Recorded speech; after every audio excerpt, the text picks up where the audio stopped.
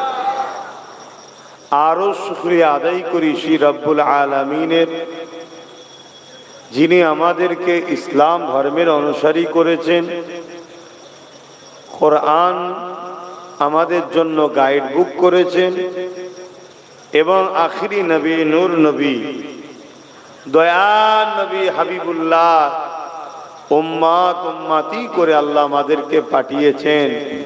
তাই আল্লাহ শুকরিয়া আদায় করে বলি আলহামদুলিল্লাহ। আমার আব্বা ভাইরা, জলসা মাহফিলের অভাব নেই আলহামদুলিল্লাহ, প্রচুর মাহফিল ওয়াজের মাহফিল হয়ে থাকে। আল্লাহ আমাদেরকে বসার তৌফিক দেয়, শুকরিয়া আল্লাহ। কেন এই মাহফিলে বসলে ছোট ছোট গুনাহ আল্লাহ মাফ করে দিয়ে থাকেন, জোরে বলুন সুবহানাল্লাহ। আমাদের সাথে আমাদের বাচ্চারা বসে, তারা ছোটবেলা থেকে দ্বীন ইসলামের আদর্শ শিখছে। এই পৃথিবীতে একদল মানুষ যারা ইবলিস শয়তানের দাসত্ব করে, ইবলিস শয়তানের অনুসারী করে, তারা সর্বসময় ইসলাম থেকে আমাদেরকে সরাবার চেষ্টা করছে, নানান দিক দিয়ে চক্রান্ত করছে। তাদের লক্ষ্য ইসলামকে মুছে দেওয়া। তাই আমার রাসূল পাক সাল্লাল্লাহু আলাইহি সাল্লাম যখন দ্বীনের প্রচার করেছিলেন, আমার নবী পাকের উপরও অনেক জুলুম অত্যাচার তারা করেছিল। তারা আমার নবীকে জানে মেরে দিবার পর্যন্ত পরিকল্পনা করেছিল। আমার রাসূল পাক সাল্লাল্লাহু আলাইহি সাল্লাম যখন সিজদায় পড়তেন, আমার নবী পাক সাল্লাল্লাহু আলাইহি সাল্লামের পিঠে পচা দুম্বার ভুঁড়ি চাপিয়ে দিত। আমার নবী পাক মাথা তুলতে পারতেন না। রাসূল আমার সিজদায় পড়ে গিয়ে আল্লাহ তাসবিহ পড়তেন।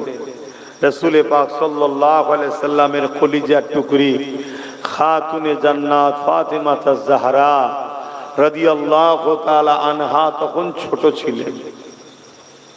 আব্বার পিঠ থেকে পচা দুম্বার ভুঁড়িগুলো একদিকে দুর্গন্ধ, আবার ভারী পচা, এগুলোকে টেনে টেনে টেনে টেনে আব্বার পিঠ থেকে নাবাতেন।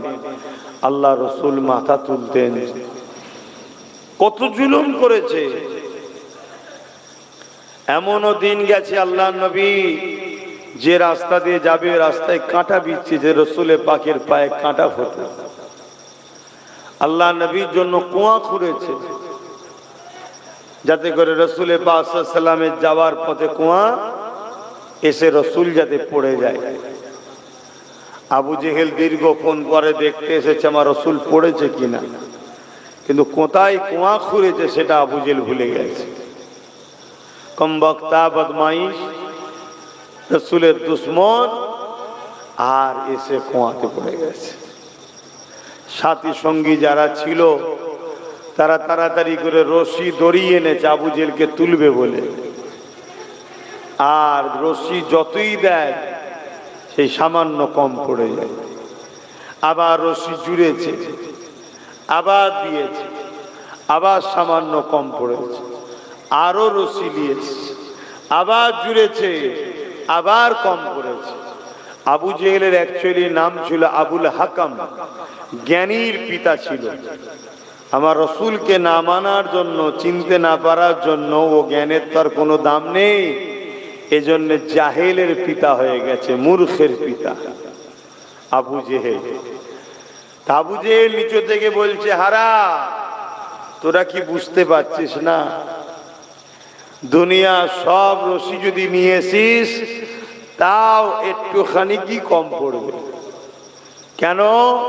এই কুয়া থেকে আমাকে যদি কেউ তুলতে পারে, একজনই পারবে, ডাক মোহাম্মদ রসুলকে ডাক, জোরে বলুন সুবহান। আবু জেহেলের ছেলেরা আমার নবীর কাছে গেলেন। আল্লাহ নবী এসে বলছেন, চাচা আপনি গর্তই পড়ে আছেন কেন, এখানে কি ব্যাপার আপনার? আবু জেহেল তো বলতে চাইছে না, বদমাইশ তো হুজুরের জন্য করেছে, বলতে চাইছে। যেমন আজকে আমার দেশে এসআইআর দ্বারা ফাঁসাতে চাইছে আমাদের ঘরে, যারা কবর খুঁড়ছিল তারাই এখন বেশি ফেঁসে গেছে, খবর পেয়েছি, শুনছেন তো নাকি? কিন্তু ওদের হাতে চাবিকাঠি, তো ওরা গায়ে জুয়ারি করবে, কিন্তু ঘাবড়াবার কিছু নেই, আল্লাহ আছে। চোখ কানটা খুলে রাখবে, চোখ কানটা খুলে রাখবে, আর খারাপ লিও না। একটু বক্তব্যগুলো নওশাদের শুনবে, যে লাইনগুলো বলে সেই লাইনে কাজটা করবে, সব ঠিক হয়ে যাবে। আমি তোমাদের পীরের আওলাদ বলে যাচ্ছি, চোখ কানটা একটু খুলে রাখবে। কাগজ দিয়েছে, আর কাগজ যেন লিয়ে না চলে যায়, একটা স্টাম্প মেরে যেন জমা দেয়। এটা কেউ প্রচার করছে যে স্টাম্প মেরে একটা নিজের কাছে রিসিভ রাখবে, কেউ প্রচার করছে কি? দুটো ফর্ম দিচ্ছে, নিয়ে চলে যেতে, তাহলে কি হবে তখন? আর তোমার কাছে যদি না থাকে কি হবে? এই জন্য বললাম একটু চোখ কান খুলে রাখবে। তো যাক, আবু জেহেল ওই সময় আমার রসুল পাককে বলছেন, ভাইপো মোহাম্মদ, তুমি যদি আমায় তোলো, আমি কলেমা পড়ে নেব, আমি কলেমা পড়ে নেব। আল্লাহ নবী হাত বাড়ালো, আবু জেহেল হাত পেয়ে গেল। জোরে বলুন সুবহান। আল্লাহ জমিনকে বললেন ওপর দিকে তুলে দে, ওপর দিকে উঠে গেল। আমার রাসূল পাক সাল্লাল্লাহু আলাইহি ওয়াসাল্লাম হাত বাড়ালে, আবু জেহেল হাত পেয়ে গেল। তো ভাইরা আমার, কত দিক দিয়ে আমার নবীকে কষ্ট দিয়েছে। আল্লাহ নবী মক্কার মানুষকে যখন দিনের মেসেজ দিচ্ছে, বাবারা তোমরা এক আল্লাহকে মেনে নাও, বাবারা তোমরা হাতে তৈরি করা লাত উজ্জা হুবলের উপাসনা করো না, তোমরা তোমাদের রব, তোমাদের স্রষ্টা আল্লাহকে মেনে নাও। এই সময় মক্কার জালিমেরা তারা আমার রাসূলুল্লাহকে মানতে চাইনে, উপরন্তু আল্লাহ নবীকে নানান দিক দিয়ে কষ্ট দিতে লেগেছে। একদিন কাবা শরীফের সামনে আল্লাহ রসুল ইসলাম নাই, তাওহীদ কলেমার প্রচার করছে। আবু জেহেল এসে আমার নবী পাকের গায়ে হাত পর্যন্ত তুলে দিল। নাউজুবিল্লাহ বলেন। আল্লাহু আকবার। যাকে না বানালে কুল কায়নাত বানাতো না, সেই নবী পাকের গায়ে হাত তুলে দিয়েছে। তাহলে হক কথা বললে যদি গায়ে হাত কেউ তোলে, এতে দুঃখ পাবার তো কিছু নেই। আমার রাসূলুল্লাহর গায়ে হাত উঠে গেছে। এ নওজওয়ানেরা, আল্লাহ নবী মনে দুঃখে কষ্টে, নবী আমার চোখের পানি ফেলতে ফেলতে হুজরা মোবারকে চলে আসলেন। আমার রাসূলুল্লাহ কাঁদতে লেগেছে। আমার আল্লাহ আওয়াজ দিয়ে দিলে, আমার হাবিব আপনি কাঁদবেন না, আপনি একবার বলুন এদেরকে নেস্তেনাবুদ করে দেব। আমার রাসূলুল্লাহ বলতে লাগলেন, ও রব্বি আল্লাহ পাক, এরা আমাকে মেরেছে, থেকে বড় দুঃখ, এরা আপনাকে কেন চিনতে পারছে না, এরা আপনাকে কেন মানে না, আপনি এদেরকে বানিয়েছেন। আমার আল্লাহ বললেন, হাবিব কেউ আমাকে মানুক চায় না মানুক, এতে আমি আল্লাহ আমার কোনো ক্ষতি হবে না। আমার হাবিব তাম পৃথিবীর মানুষ যদি আমাকে নাও মানে, আপনি তো আমাকে মানেন। অবশ্যই আমার রাসূলুল্লাহ বলতে লাগলেন, আশহাদু আল্লাহ ইলাহা ইল্লাল্লাহ, আল্লাহ পাক আমি সাক্ষী দিচ্ছি আপনি ছাড়া কোনো ইলাহ নাই। সঙ্গে সঙ্গে আমার আল্লাহ বললে, আমার হাবিব তামাম পৃথিবীর মানুষ যদি আপনাকে নাও মানে, আমি আল্লাহ সাক্ষী দিচ্ছি ও আশহাদু আন্না মুহাম্মাদান আবদুহু ওয়া রাসূলুহু, আপনি আমার বান্দা ও রাসূল মুহাম্মদ। কে মানবে না মানবে এতে আপনারও কিছু যায় আসে না, আমারও কিছু যায় আসে না। কিন্তু রাসূল আমাদেরকে এত ভালোবাসে, পরের দিন আল্লাহ নবী আবার বেরিয়েছে, কিন্তু কেউ মানতে চাইছে না। আসার সময় যখন ফিরে আসছে মনে দুঃখ করে, হযরতে আবু বকর সিদ্দিকীর সঙ্গে দেখা হয়েছে। তখন শুধু আবু বকর ছিল। আল্লাহ নবী, নূর নবী, দয়া নবী সঙ্গে দেখা হয়েছে। আল্লাহ নবী বলছে, আবু বকর, কেউ তো আমার কথা শুনছে না, আপনি কি আমার কথা শুনবেন? হযরতে আবু বকর সিদ্দিক জিজ্ঞেস করছে, হুজুর আপনি কি বলছেন? আল্লাহ নবী বললেন, লা ইলাহা ইল্লাল্লাহ আনা মুহাম্মদ रसूलुल्लाह, अल्लाह के सिवा दूसरा कोई माबूद नहीं, मैं मोहम्मद अल्लाह के रसूल हूँ, এটা মানবে? হযরত আবু বকর সিদ্দিক এই কথাটা শোনার সাথে সাথে কোনো প্রশ্ন না করে, কোনো রকম কোনো কিছু জিজ্ঞাসা না করে হযরত আবু বকর সিদ্দিক বলতে লাগলেন, ইয়া রাসূলুল্লাহ, হাবিবাল্লাহ, এই প্রচারের তো আমি অপেক্ষায় ছিলাম, কবে আপনি প্রচারটা করবে? আমি আপনার হাতে হাত দিয়ে ঈমানের কলেমা পড়ে নেব। আল্লাহ নবী বললেন, এ আবু বকর, কি করে তুমি জানলে?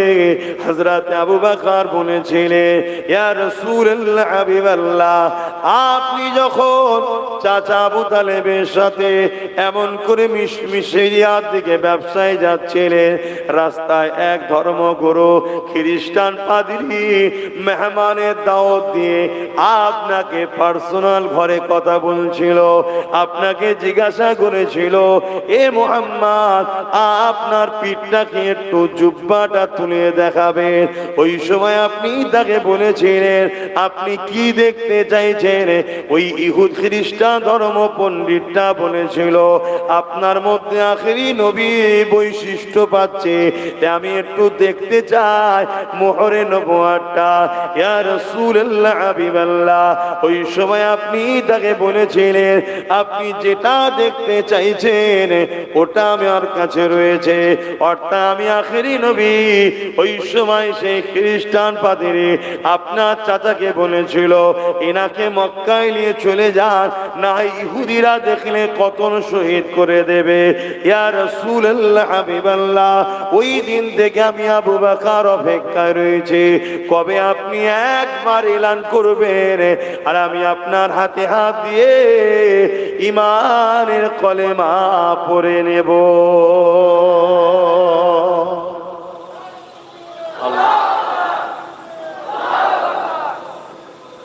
আমার আজকে শরীর ভাই বড় ক্লান্ত লাগছে। আমি ওখানেও এসেছিলাম, ওখানেও বলেছি, আমি কালকে অনেক দূরে জলসা ছিল, ডাইরেক্ট গেছি, মাহফিল করেছি, প্রায় 12 ঘন্টা একভাবে গাড়িতে। মুর্শিদাবাদে গেছিলাম, জলসা করেছি, আবার নেবে গাড়িতে। শরীর বড় ক্লান্ত লাগছে, কথা বলার জোর পাচ্ছি না, কথা বুঝে আসছে। তারপরে আপনাদের অসুবিধা হচ্ছে না তো? আমি দুটো কথা এসেছি যখন বলবো, কিন্তু চোখ জুড়ে আসছে, চোখ জুড়ে আসছে, একটা ঘোর এসেছে ঘুমে। তা আপনার একটু সরে সরে আসেন না, তো রসি পড়তে পড়তে আসেন। আল্লাহুম্মা সাল্লি আলা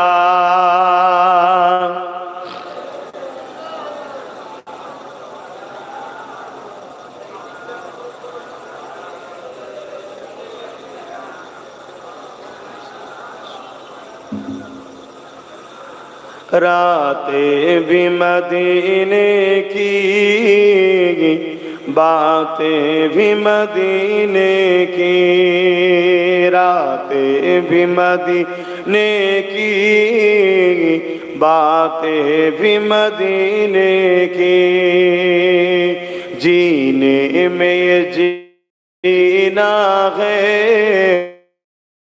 क्या बात है जीने की। अरसा हुआ तैबा की जिस गलियों से गुजरे, अरसा हुआ तैबा की जिस गलियों से गुजरे,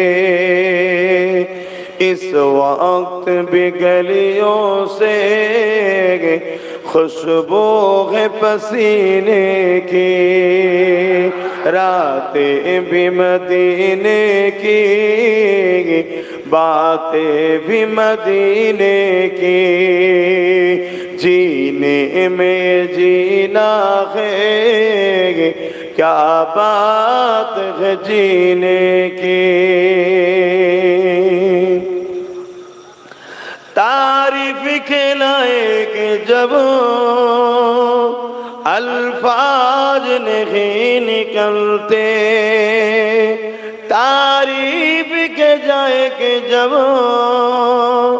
अल्फाज नहीं निकले, तारीफ करे कोई किस तरह मदीने की, तारीफ करे कोई किस तरह मदीने की, रातें भी मदीने की, बातें भी मदीने की, जीने में जीना है, क्या बात है जीने की।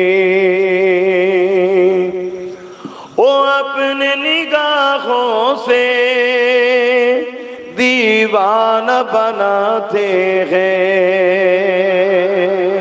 आरो जोरे बोलो।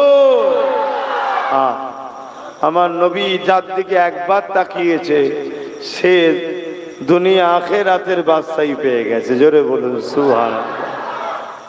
আমার নবীর নিগার এত আল্লাহ নিয়ামত করে, যার দিকে তাকিয়েছে সে দিবানা হয়ে গেছে। ও अपने निगाहों से दीवाना बनाते हैं, ओ अपने निगाहों से मस्ताना बनाते हैं, ज़हमत भी नहीं देते मैं खार को पीने की, रातें भी मदीने की, बातें भी मदीने की, जीने में जीना है, क्या बात है जीने की। अल्लाहुम्मा सल्ली अला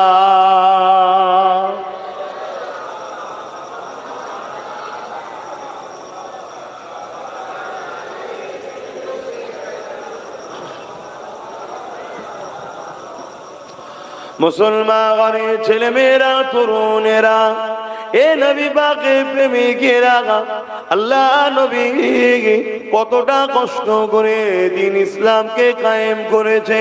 আল্লাহ নবীর জীবনে এমনও দিন গেছে আল্লাহ নবীকে মক্কার মুশরিক জালিমেরা শহীদ করে দিবার জন্য খুঁজছে।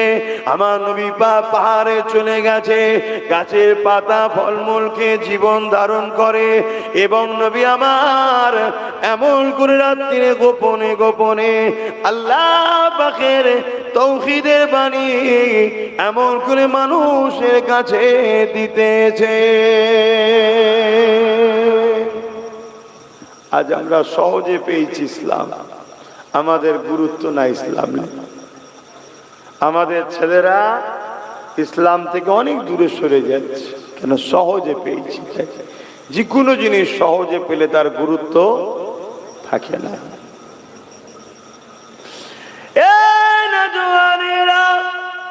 আল্লাহ নবী নবী দয়া নবী এমনও দিন গেছে নবী আমার তায়েফের জমিন ইসলামের জন্য গেছে, তায়েফের মানুষকে বোঝাতে নবী আমার গেছে। তায়েফের মানুষের আগে থেকে মক্কার মুশরিকেরা তায়েফের মানুষকে জানিয়ে দিয়েছে মুহাম্মদ রাসূলুল্লাহ যেতেছে। যা বলে ঠিকই বলে, কিন্তু মুহাম্মদ রাসূলের কথা যদি মেনে নেওয়া হয় এ তায়েফের সরদারেরা, তাহলে তোমাদের নেতৃত্ব কিন্তু চলে যাবে। কেন? মুহাম্মদ রাসূল রসুল গরিবের পক্ষে কথা বলে, ইনসাফের পক্ষে কথা বলে, মানবতার পক্ষে কথা বলে, ইনসানিয়াতের পক্ষে কথা বলে, ক্ষুধার্তদেরকে খানা দিবার কথা বলে, জুলুম মিটাবার কথা বলে, অন্যায় মিটাবার কথা বলে, ন্যায় প্রতিষ্ঠিত করার কথা বলে।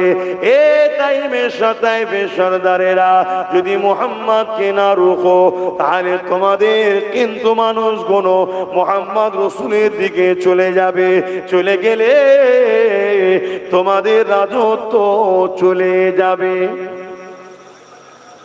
আল্লাহ নবী নূর নবী নবী আমার যখন তাইফের দিকে যেতে লেগেছে, তাইফের মানুষেরা ওই সময় ছোট ছোট বাচ্চাদের হাতে পাথর তুলে দিয়েছে। আল্লাহ নবীকে দূর থেকে দেখিয়ে দেয়, ওই যে ব্যক্তিটা এসছে ওটা একটা পাগল। নাউযুবিল্লাহ বলেন। আমার রাসূলকে কি না শুনতে হয়েছে। আমাদেরকে সামান্য কিছু বললে আমাদের মন খারাপ হয়ে যায়। রাসূল আমার কত কষ্ট করেছে। বাচ্চাদের এখানে বলে দিল, যাও পাগলের সঙ্গে যে ব্যবহার করতে হয় করো।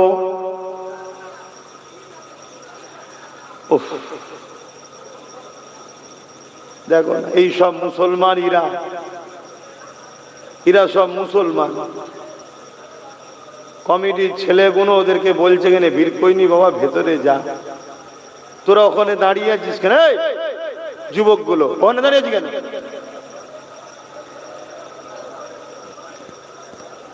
ভালো না লাগে দূর হয়ে যাবেন। হ্যাঁ ওইদিকে বেরিয়ে যা, ওইদিকে চলে যা, যে হই হই করবি যা।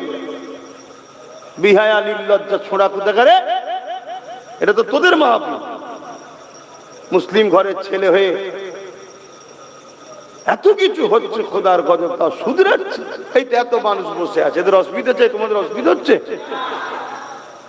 তোদের কি খোদার গজব লেগেছে? বসতে মন যায় না? দাঁড়িয়ে থাকলেই কথা হবে, ঠুকুর মুকুর হবে, রাস্তা জাম হবে, দুটো লোক দুটো খারাপ কথা বলবে।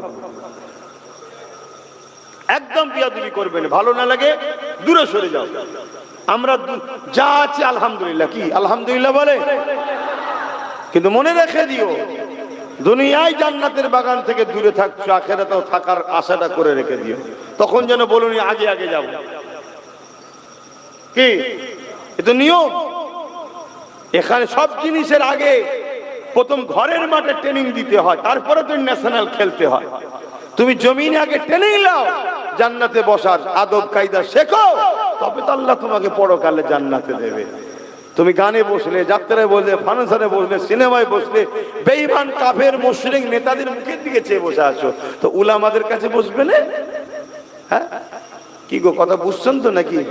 আমার কথায় কি অসুবিধা হচ্ছে? এটা এত মানুষ বসে আছে। তোদের যদি ভালো না লাগে বাবা, আমাদের যদি না হোস। এখন মুসলমান তো সব অনেক কোয়ালিটির হয়ে গেছে না কি? আমিও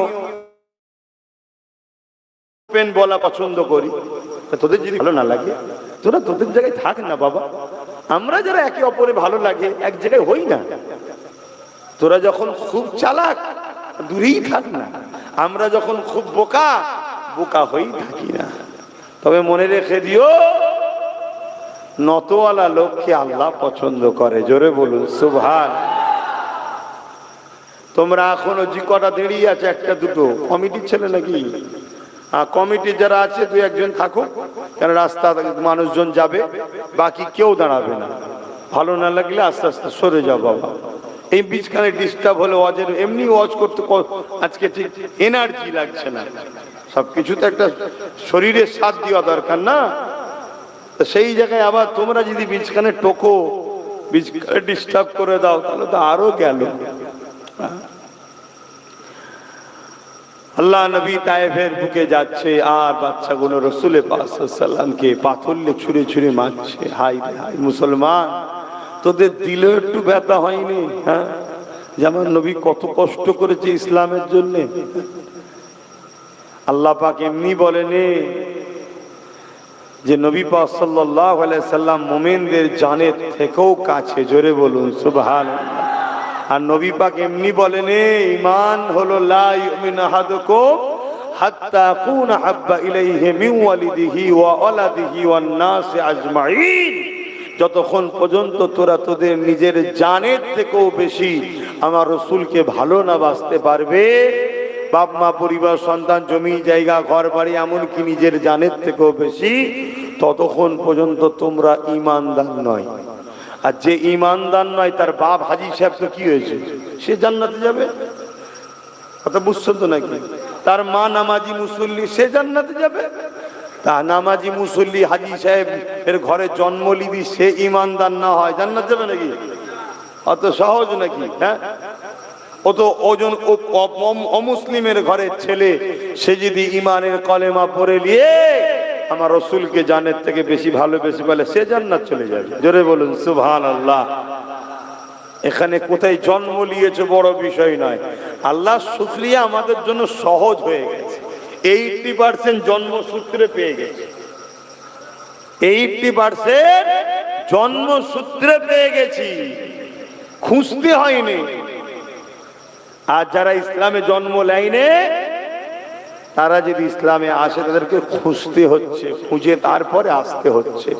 কিন্তু সেই ব্যক্তি আসার পরে সে যদি আমার রাসূলের দিওয়ানা হয়, সে জান্নাত চলে যাবে। আর মুসলমানের ঘরের বেটা, হাজির বেটা, পীরের বেটা, গাজীর বেটা যদি রাসূল পাক সাল্লাল্লাহু আলাইহি ওয়াসাল্লামের প্রেমিক না হয়, সে কিন্তু জান্নাত পাবে না। কথা শুনছেন তো নাকি? অনেক কষ্ট। আল্লাহ নবীকে ঘিরে তায়েফের বাচ্চারা পাথর নিক্ষেপ করতে লেগেছে। যে জায়গায় পাথর লাগে, আহারে নুরানি বদনে লাগার সাথে সাথে রক্তাক্ত হতে লেগেছে।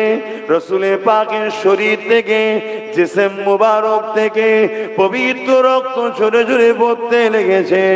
এ যুবকেরা, ওই রক্ত বেরিয়ে বেরিয়ে রাসূল পাকের জুতা মুবারকে পর্যন্ত পৌঁছে যাচ্ছে, জামা ভিজে যেতে লেগেছে।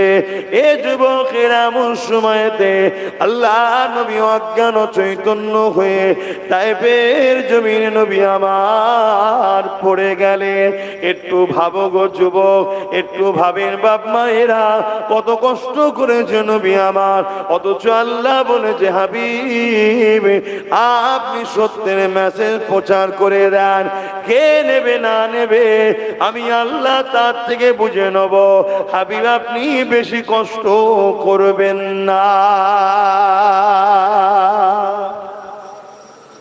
আমার নবীকে আল্লাহ বেশি কষ্ট করতে বলেনি, নবী করছে কেন? আমার উম্মত, যদি আমি এদেরকে ইসলাম না দিই, এদের জন্য কষ্ট দিয়ে না করি, এসব বরবাদ জাহান্নামী হয়ে যাবে। এজন্য রাসূল কষ্ট করছে।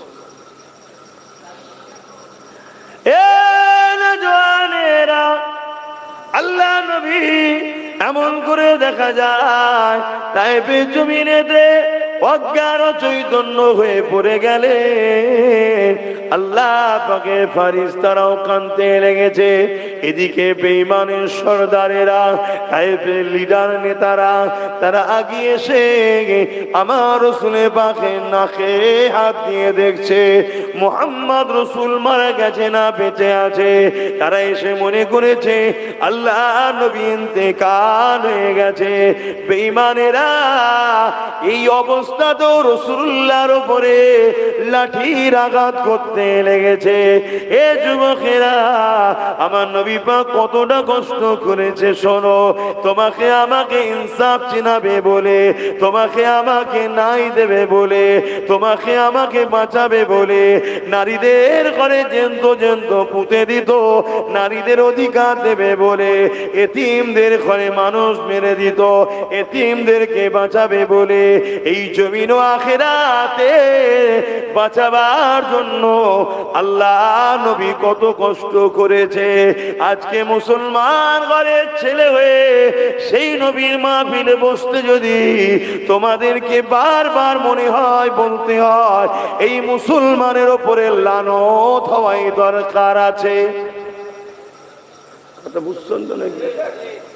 তাদের উপরে লানত হওয়াই দরকার, যে তোরা কত নিকৃষ্ট হলি। হ্যাঁ, আব্বা বলবেন আমার কথা কি করা হচ্ছে নাকি? হ্যাঁ, তোরা কত নিকৃষ্ট হয়ে গেলি। আল্লাহ কোরআনে এমনি বলেনে, আল্লাহ কোরআনে এমনি ঘোষণা করেনে যে মানুষের মধ্যে এমন মানুষ আছে যারা চতুষ্পদ জন্তুর থেকেও নিকৃষ্ট। আল্লাহ এমনি বলেন, যেদের কান থাকতেও এরা কালা, চোখ থাকতেও কানা, মুখ থাকতেও বুবা, পা থাকতেও হকের পক্ষে চলতে চাইলে। আল্লাহ এমনি বলেন, এই জন্যই বলেছে এ নওজওয়ানেরা, নবী আমার অজ্ঞানে তাইফে জমিনে রয়েছে। এমন সময় ফেরেশতারা আল্লাহ পাকের কাছে আরজু করতে লেগেছে, ও রব্বি আল্লাহ পাক, আপনার হাবিবের উপরে এত জুলুম হচ্ছে আল্লাহ, আল্লাহ পাক আপনি খামোশ কেন আল্লাহ? আপনি তো আপনার হাবিবকে সব থেকে বেশি ভালোবাসে, আল্লাহ পাক আপনি খামোশ কেন আল্লাহ? আল্লাহ আপনি তায়েফবাসীকে মেরে দেন আল্লাহ, আল্লাহ আপনি আযাব দান, ওদেরকে শেষ করে দেন।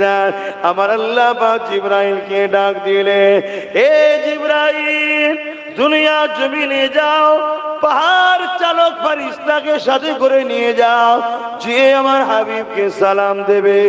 আমার হাবিবকে সালাম দিবার পর আমার হাবিবকে বলবে, আল্লাহ পাক পাহাড় চালক ফেরেশতা পাঠিয়েছে, যদি আপনি একবার ইজাজত দেন, দুই পাহাড়কে এক জায়গায় করে তায়েফবাসীকে বিচখানে চেপে মেরে দেওয়া হবে, নয় পাহাড়কে শূন্য তুলে নিয়ে তায়েফবাসীর উপরে চাপিয়ে দিয়ে মেরে দেওয়া হবে। আমার হাবিবকে একবার জিজ্ঞাসা করো, এ জিবরাইল আমি ইজাজত দিয়ে দিলাম, যাও চলে যাও। হযরতে জিবরাইল আলাইহিস সালাম চলে আলে এবং পাহাড় চালক ফেরেশতাও সাথে চলে আসলে আল্লাহ নবী নূহ নবী দয়া নবীর কাছে এসে হযরতে জিবরাইল আলাইহিস সালাম রাসূল পাকের শরীর থেকে পাথরের আঘাতের জায়গাগুলোকে, ক্ষতগুলোকে পরিষ্কার করে। এই সময় রাসূলুল্লাহর হোশটা এসে যায়, আল্লাহ নবীকে সালাম দিয়ে বলে, ইয়া রাসূলুল্লাহ হাবিবাল্লাহ, আল্লাহ পাক পাহাড় চালক ফেরেশতা পাঠিয়েছে, একবার আপনি হুকুম করেন, আল্লাহর পক্ষ থেকে ইজাজত হয়ে গেছে, শুধু আপনি ইশারাটা দেন, তায়েফবাসীকে সম্পূর্ণ চাপা দিয়ে মেরে দেওয়া হবে। আল্লাহ নবী সঙ্গে সঙ্গে তায়েফে জমিনে দুটো হাত তুলে এমন করে আল্লাহ পাকের কাছে ফরিয়াদ করে, ও রব্বি আল্লাহ, আপনি পাহাড় চাপিয়ে এদেরকে মেরে দেবেন না, এরা আমাকে চিনতে পারেনি, তাই আমার উপরে আঘাত দিয়েছে। হে আল্লাহ, আমি মুহাম্মদ সাল্লাল্লাহু আলাইহি ওয়াসাল্লাম আশা করি এদের ছেলে ছেলে একদিন আমাকে চিনতে পেরে গিয়ে আমি মুহাম্মদ রাসূলের জন্য জান মাল সব কিছুই কুরবান করে দেবে। আরো জোরে বলুন সুবহান।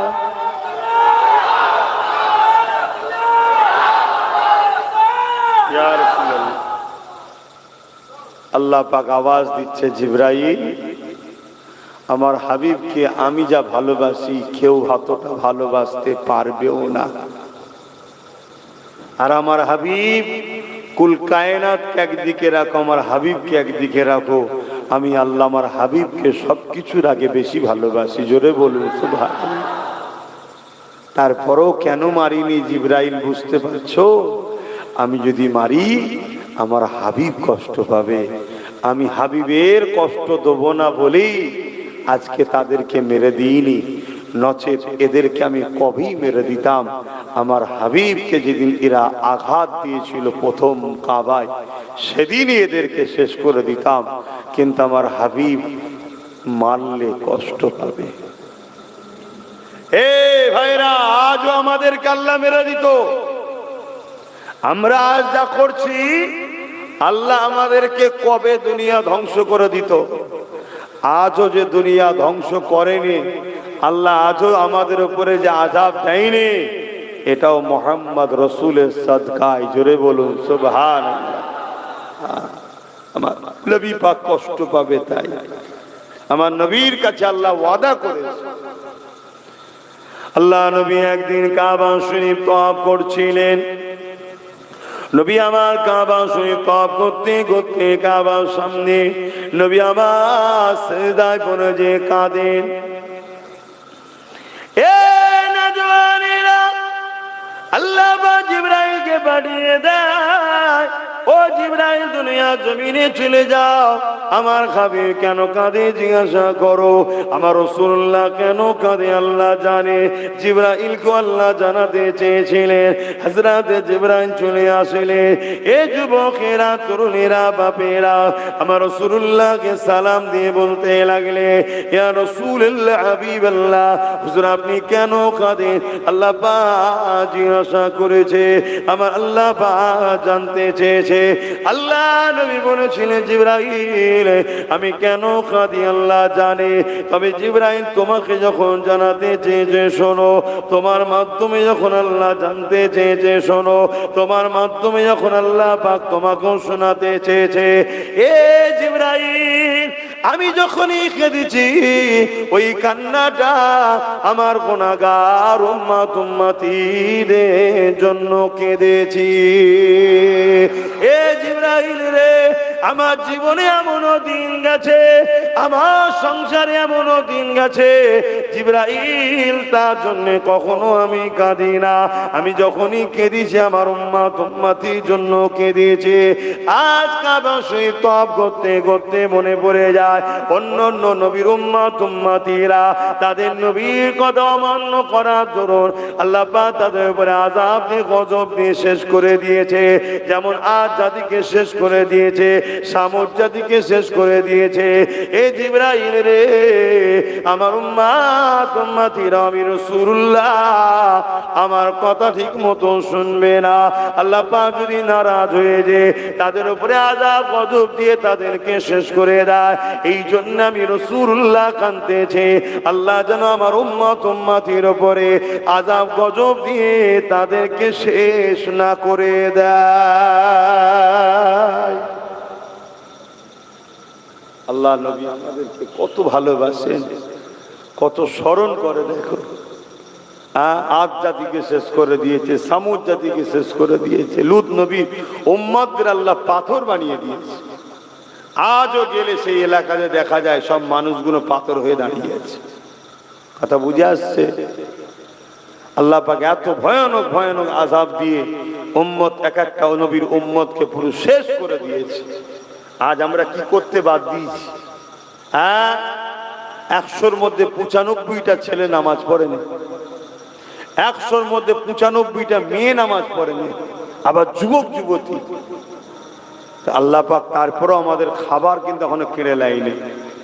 তার মানে এমনটা নয় যে আল্লাহ আমাদের ছেড়ে দিয়েছে, শুধুমাত্র আমার নবীর খাতির আমাদেরকে আযাব দেয়নি আল্লাহ।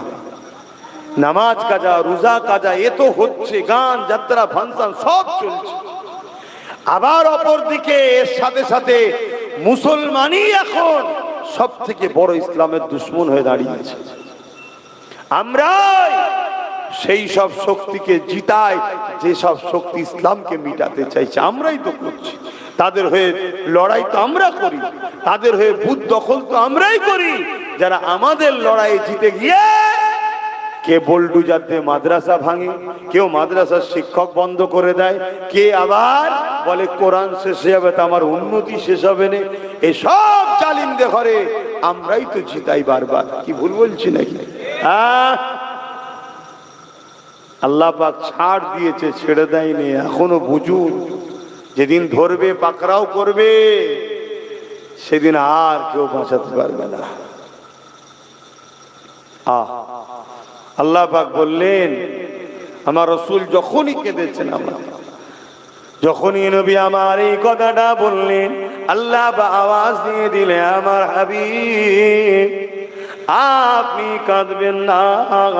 আমি আল্লাহ পাক দুনিয়ায় ততদিন পর্যন্ত আযাব গজব দিয়ে দুনিয়াকে শেষ করব না, যতদিন পর্যন্ত দুনিয়া জমিনে একটা উম্মত উম্মতি আপনার দিল থেকে আমাকে ডাকবে, দিল থেকে আমাকে পেয়ার করবে, দিল থেকে আমাকে মোহাব্বত করবে, দিল থেকে আপনাকে ডাকবে, দিল থেকে আপনাকে মোহাব্বত করবে।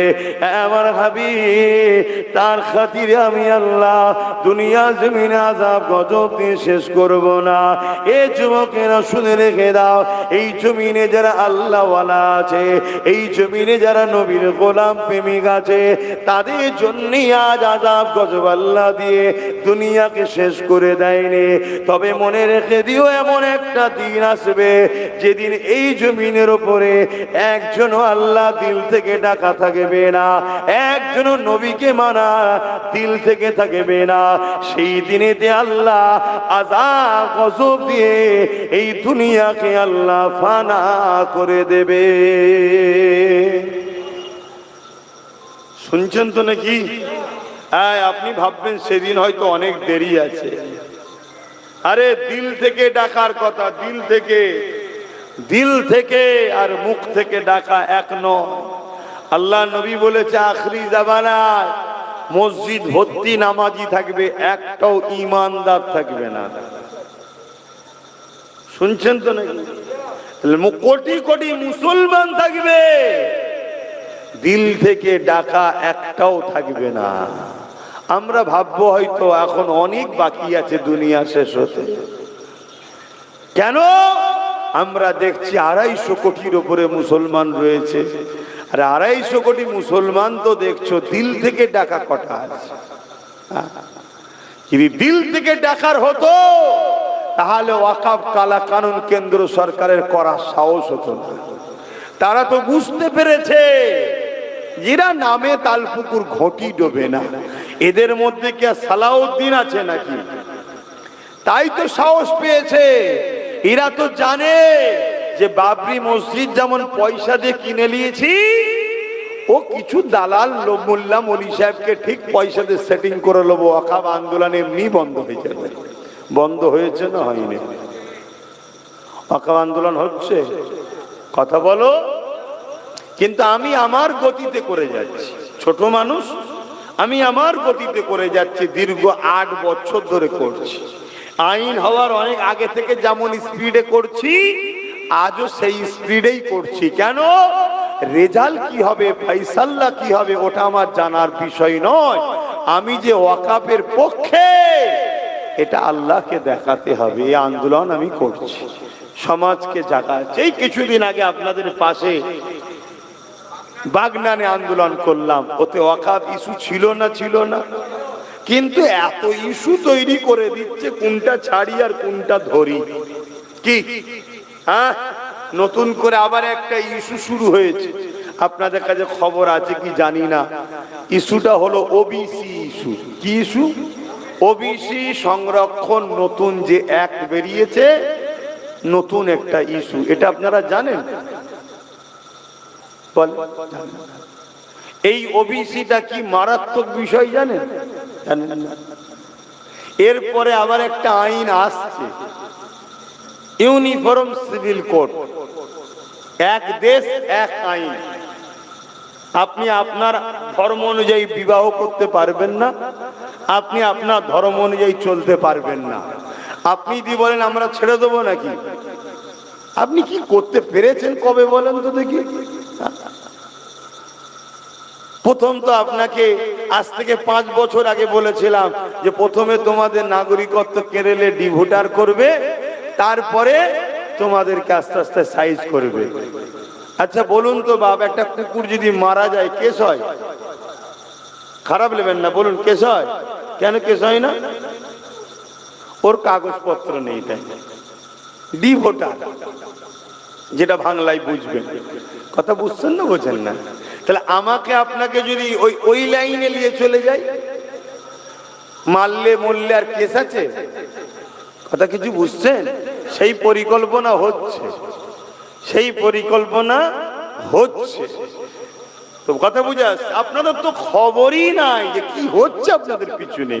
আর এইগুলো আব্বাস সিদ্দিকী একটু জানিয়ে দেয় বলে যারা আপনাদের মিটাতে চাই তারা আমার বিরুদ্ধে লেগে যায়। কথা বুঝে আসছে না? নাই? যদি এতই মুসলিম দরদি হও তা আমি তো ওপেন দাওয়াত দিচ্ছি, আসো না একসাথে লড়ি। কি তুমি বলছো তুমি চুপ করে বসো, আমি তোমার হয়ে লড়ছি। আমি তোমাকে কি করে 100% বিশ্বাস করি বলো তো ভাই? তুমি যদি বিক্রি করে দাও আমাদের ঘরে, তাহলে একসাথে মিলে লড়লে অসুবিধা আছে? তাতে তুমি 70% লাও, আমি 30% লি, কি অসুবিধা হচ্ছে? ঠিক আছে 80% লাও, আমি 20% লি।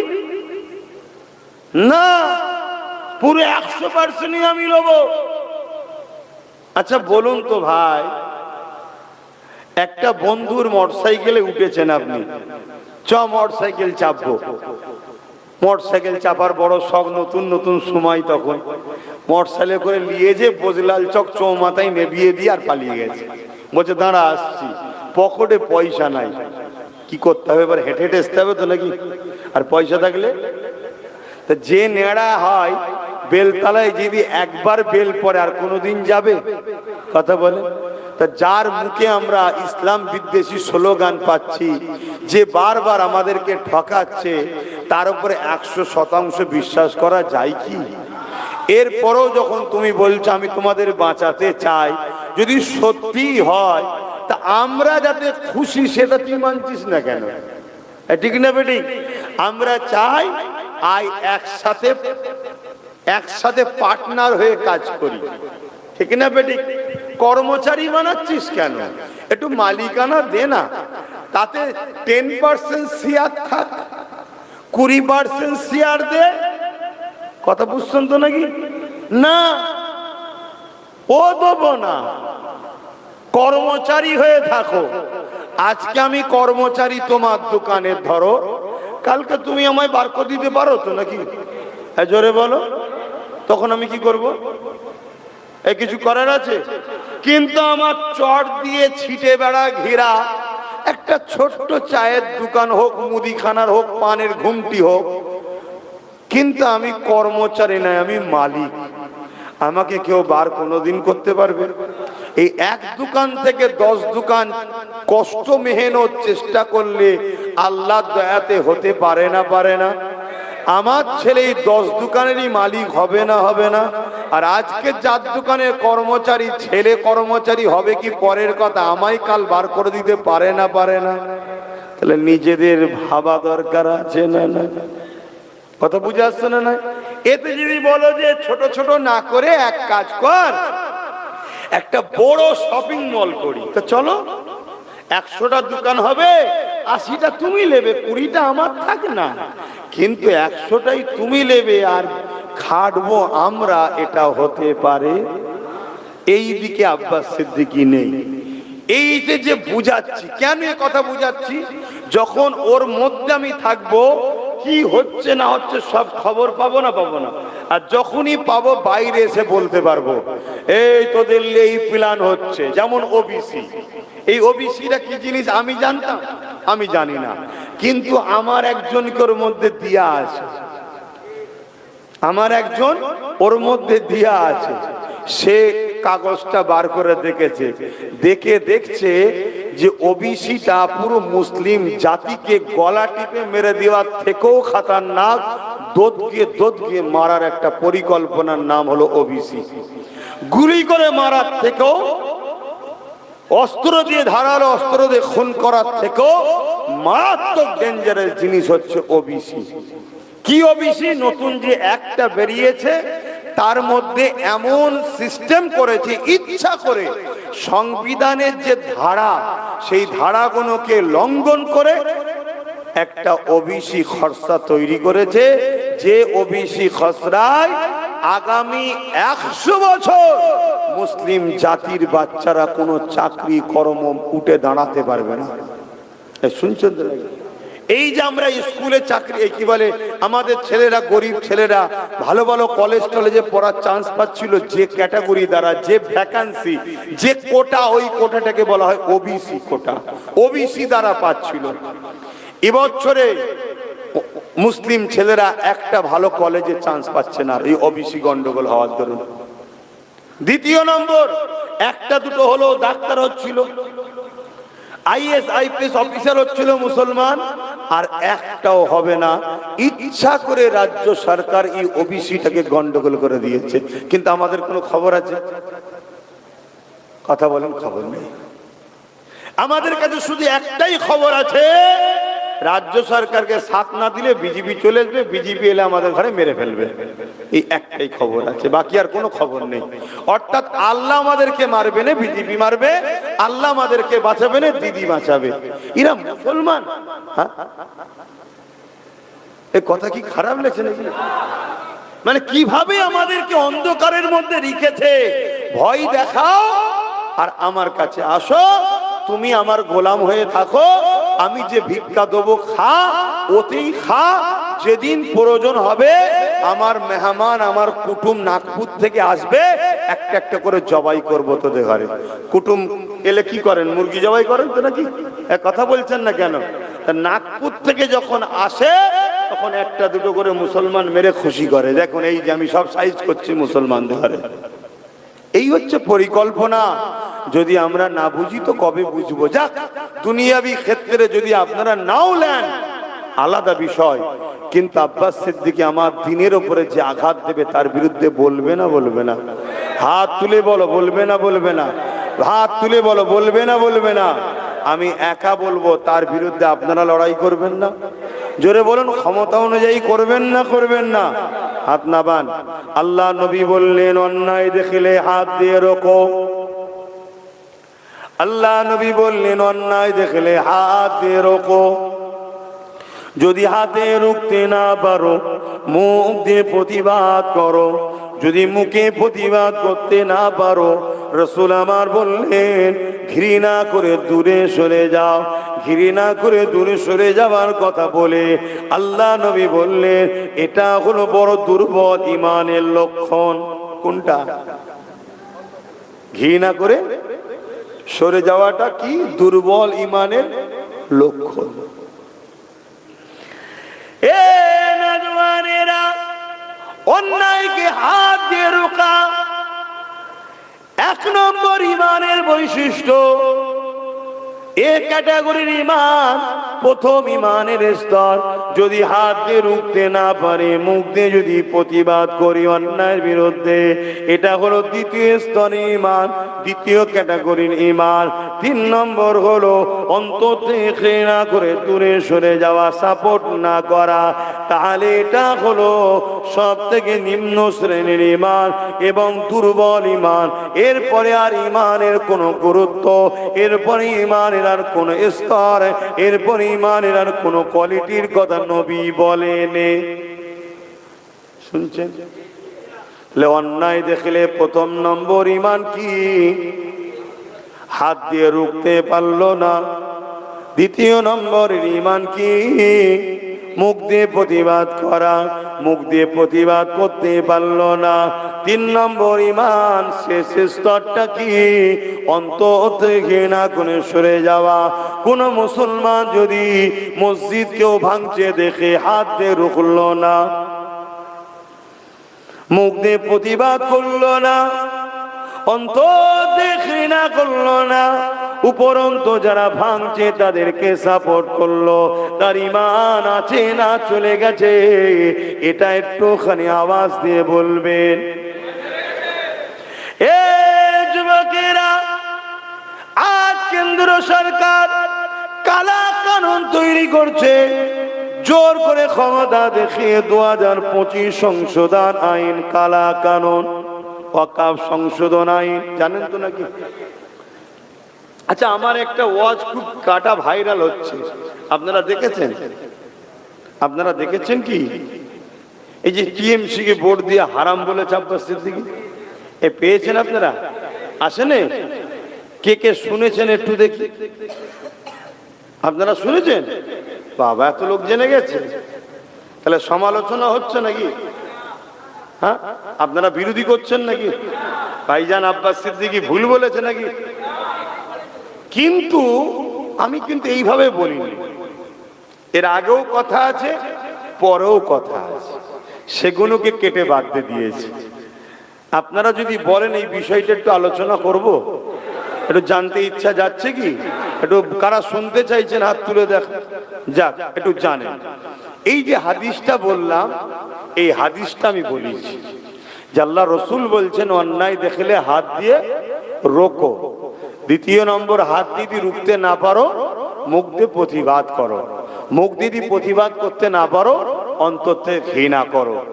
বলে আমি বলছি, যেখানে আলোচনা হয়েছে যে কেন্দ্র সরকার সংখ্যাগরিষ্ঠতার জোর দেখিয়ে 2025 কালা কানুন তৈরি করেছে ওয়াকফ সংশোধনীয় আইনের নামে।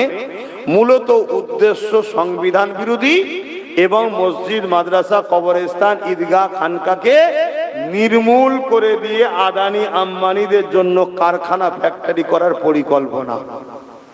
বলুন আমার সাথে একমত তো নাকি? কেন্দ্র সরকার এই ওয়াকফ কালা কানুন করেছে না করেনি? এই ওয়াকফ আইনটা কি সাপোর্ট করছেন আপনারা? আওয়াজ দেব না, সাপোর্ট করছে? তাহলে এটা ন্যায় করেছে না অন্যায় করেছে? এই অন্যায়টা ইসলামের মসজিদ, মাদ্রাসা, কবরস্থান, ঈদগাহর পক্ষে না বিরুদ্ধে? আইনটা জোরে বলে বিরুদ্ধে। তাহলে এই অন্যায়ের প্রতিবাদ করতে হবে। নবীর হাদিস কি? নম্বর 1 হাত দিয়ে রুকা। তাহলে কেন্দ্র সরকারের বিরুদ্ধে হাত দিয়ে রুখতে হবে। যদি হাত দিয়ে রুখতে না পারি মুখ দিয়ে প্রতিবাদ। যদি মুখে প্রতিবাদ করতে না পারি অন্তর থেকে ঘৃণা। কিন্তু তা না করে কোনো মুসলমান যদি 5,000 টাকা, 10,000 টাকা, 20,000 টাকার লোভে এই কেন্দ্র সরকার বিজেপিকে যদি ভোট দেয় তার ঈমান থাকবে? এইটা আমি প্রথম বলেছি, এটা দেয়নি, এটা কেটে বাদ দিয়ে দিয়েছে। কেন বাদ দিয়েছে বলুন? কেন? ওরা প্রচার করে আব্বাস বিজেপি। কি প্রচার করে? আব্বাস বিজেপি। কথা শুনছেন তো নাকি? তো এইটা যদি দিয়ে দেয় তাহলে সাধারণ মুসলমান কি বলবে? ও তো ওর বিরুদ্ধে প্রথম বলছে, কি বলবে না বলবে না? তাহলে এদের কথা মিথ্যা হয়ে যাবে। ওই জন্য ওইটাকে কেটে, তাহলে এরা চিটিংবাজ না চিটিংবাজ নয়? প্রতারণাকারী না প্রতারণাকারী নয়? প্রথম ওটা বাদ দিয়ে দিয়েছে। দিবার পরে আমি দ্বিতীয় কি বলেছি? ধরুন কেন্দ্র সরকার মসজিদ, মাদ্রাসা, ওয়াকফ কালা কানুন তৈরি করে মসজিদ, মাদ্রাসাকে মিটাতে চাইছে, আর আমরা আন্দোলন করছি, ওর আইন মানছি না, মানবো না। আর রাজ্য সরকার বলছে এখানে আন্দোলন করা যাবে না, দিল্লি চলে যাও। রাজ্য সরকার এটা ঠিক বলছে না ভুল বলছে? রাজ্য সরকার যদি কেন্দ্র সরকারের বিরুদ্ধে হতো সত্যি, তাহলে কি বলতো? যে আন্দোলন আরো চালাও, আমি আছি, ওদের কথা মানা যাবে না, ওরা বদমাইশ, ওরা জালিম, বলতো না? বলতো না? তা না বলে কি বলছে? দিল্লি চলে যাও, এখানে আন্দোলন হবে না। বলেছে না বলে না? যদি করো সব থেকে বড় দুশ্মন। তার মানে মসজিদের হয়ে কথা বলবো, দুশ্মন হবে রাজ্য সরকার। কবরস্থানের হয়ে কথা বলবো বিজেপির বিরুদ্ধে, দুশ্মন হবে কে? সে নিজে বলেছে না বলেন? এটা ঠিক করছে না অন্যায় করছে? নবীর হাদিস অনুযায়ী অন্যায় দেখলে হাত দিয়ে রোখো। হাত দিয়ে রুখতে হবে না? হবে না? হাত দিয়ে রুখতে না পারি মুখ দিয়ে প্রতিবাদ। মুখ যদি প্রতিবাদ করতে না পারি অন্তর থেকে ঘৃণা করে সরতে হবে না? হবে না? যদি তা না করে কোনো মুসলমানের ছেলে এই টিএমসি কে ভোট দেয় তার ঈমান থাকবে? আমি এইটা বলেছি। এই শুনছেন না শোনেন না? দ্বিতীয় আমি বলেছি রাজ্য সরকার বলেছে আমার উন্নতি শেষ হবে না, কোরআন শেষ হয়ে যাবে, আমার উন্নতি শেষ হবে না, উন্নয়ন শেষ হবে না। এই কথাটা কি মানেন আপনারা? ঠিক বলেছে না ভুল বলেছে? তাহলে যদি ভুল বলেছে বলছেন, তাহলে কোরআনের পক্ষে কথা বলেছে না বিরুদ্ধে? তা কোরআনের বিরুদ্ধে যে বলে, কোরআনকে মিটিয়ে যাবার কথা যে বলে, তাকে সাপোর্ট করলে আপনি কোরআন মিটানোর পক্ষে আপনিও দাঁড়ালেন, আপনার ঈমান থাকবে? এই জন্য আমি আমার কওম, আমার জাতিকে বুঝাবো না যে দুনিয়াদারি করতে গিয়ে কাফের যাবি রে, রাজনীতি করতে হবে কর, কিন্তু ততক্ষণ পর্যন্ত যতক্ষণ তোর নেতা কোরআন দিন ইসলামের বিরুদ্ধে না বলবে। যেমন বিগত দিন কেউ 34 বছর ছিল, আমরা করেছি, আমরা সাথ দিয়েছি মুসলমানরা। যেই বলেছে মাদ্রাসায় জঙ্গি তৈরি হয়, অমনি কি বলেছি? এবার যাও, আর নেই তোমার সাথে। ঠিক না বেঠিক? কেন? ওই কথাটা বলার পর ও যদি ও কিন্তু ক্ষমাও চেয়েছিল পরে, ঠিক না বেটি? তারপরও এত বড় কথা বলিস কি করে? আমাদের ভোটে তোরা জিতিস আর আমাদের ধর্মে আঘাত দিস, তার মানে? তাই আমরা সরে গেছি, পড়ে গেছে, ঠিক না বেটি গো? তাহলে আজকে কেউ এত বড় বড় কথা বলবে, তার সাথ দেওয়া কি সম্ভব? আর একটা কথা বলবো, আমাদের রুজি রুটি চাকরি বাকরি তো দিচ্ছে না, দিচ্ছে কি? উপরন্ত ক্ষমতার জোরে আমাদেরকে কাফের বানাবার চেষ্টা করছে রাজ্য সরকার, করছে না করেনি? তার উদাহরণ শুনুন, দীঘাতে একটা মন্দির হলো না?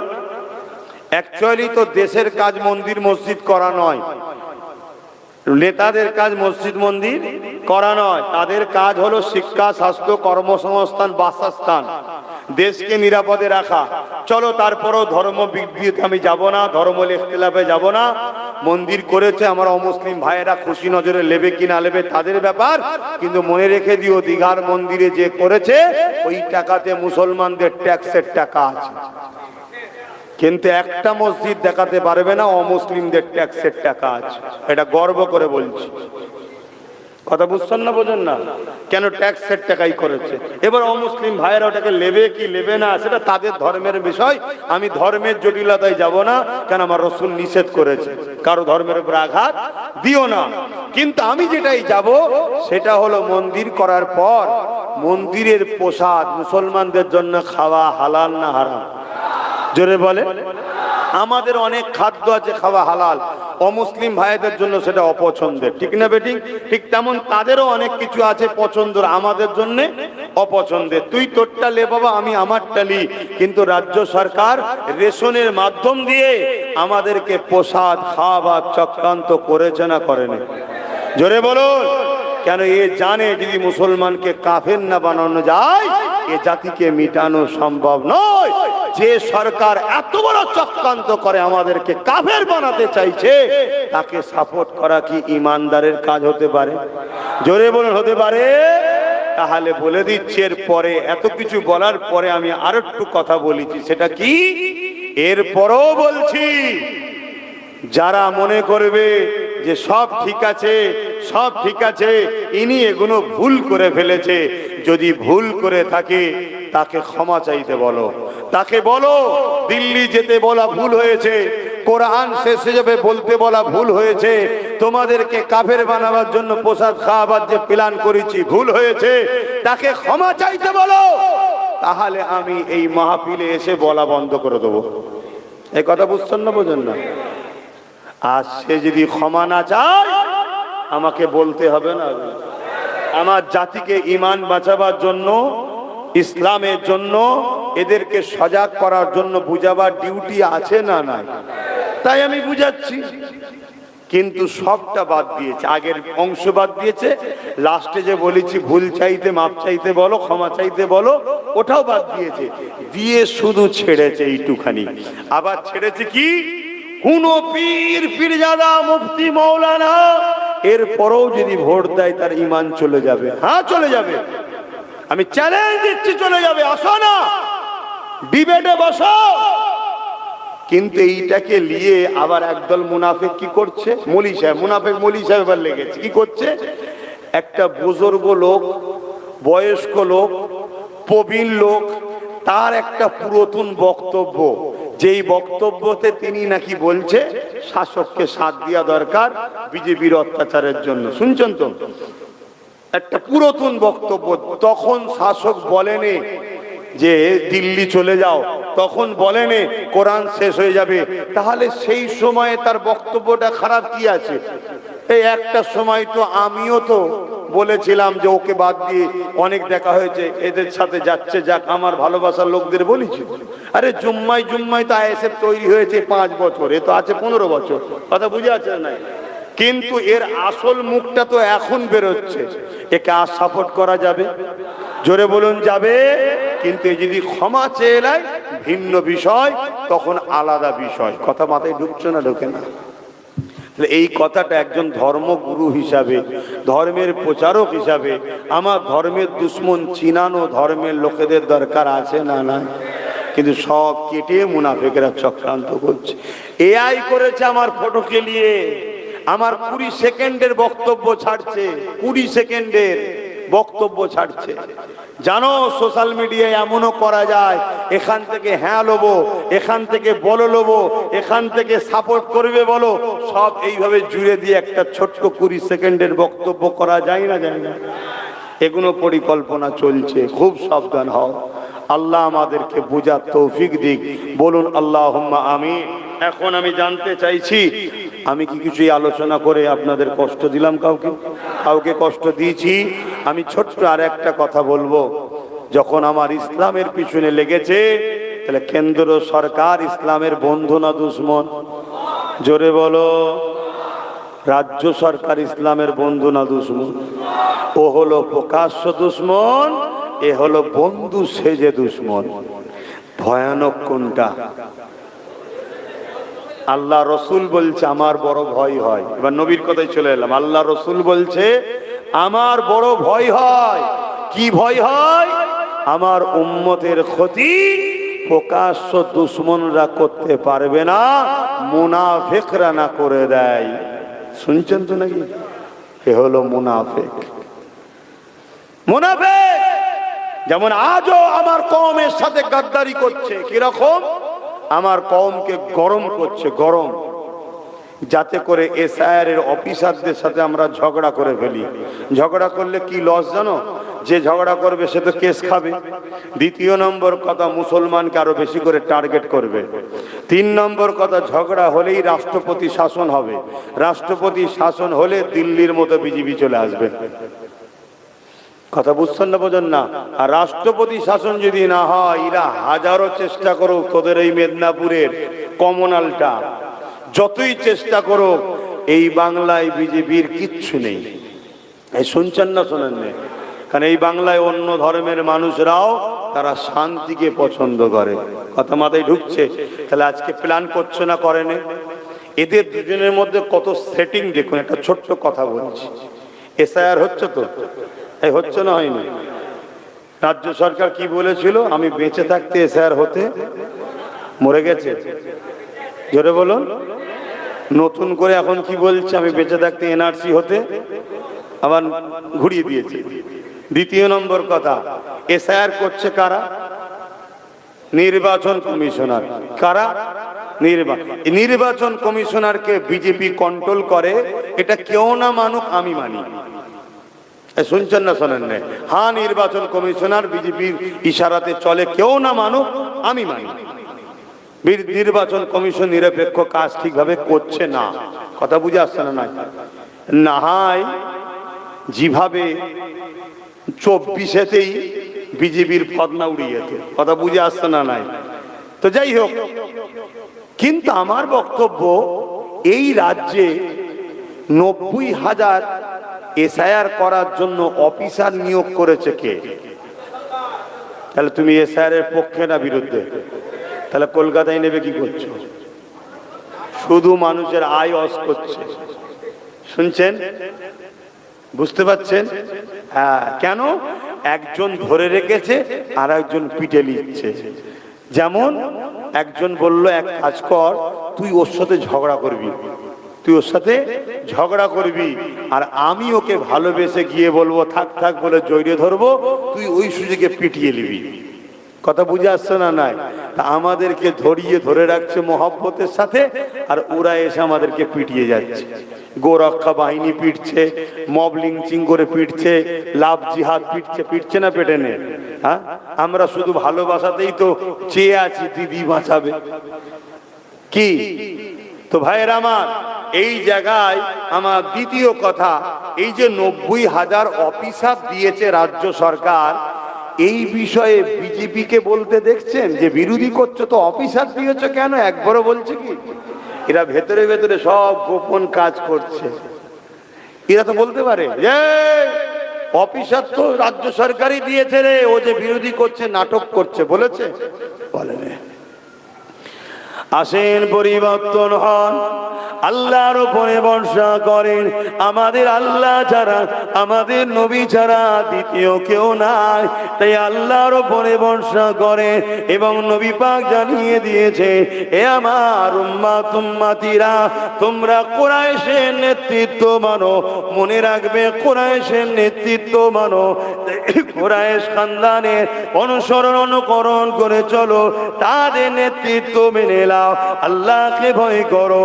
মনে রেখে দিও, আমাদেরকে মিটাতে যুগে যুগে অনেকেই চেয়েছে। ফেরাউনও চেয়েছিল বনি ইসরায়েলকে মিটিয়ে দেবে। আমার আল্লাহ বনি ইসরায়েলের জন্য মুসা নবীকে পাঠিয়ে দিয়ে নীল নদের রাস্তা করিয়ে বনি ইসরায়েলকে পার করিয়ে ফেরাউনকে ডুবিয়ে ডুবিয়ে মেরেছে। এ যুবকেরা, যুগে যুগে যুগে যুগে আমাদেরকে মারার জন্যে, মিটাবার জন্য অনেকে চেষ্টা করেছে, কিন্তু আমার আল্লাহ যুগে যুগে যুগে বিভিন্ন ভাবে আমাদের ঘরে আল্লাহ পাক সাহায্য করেছে।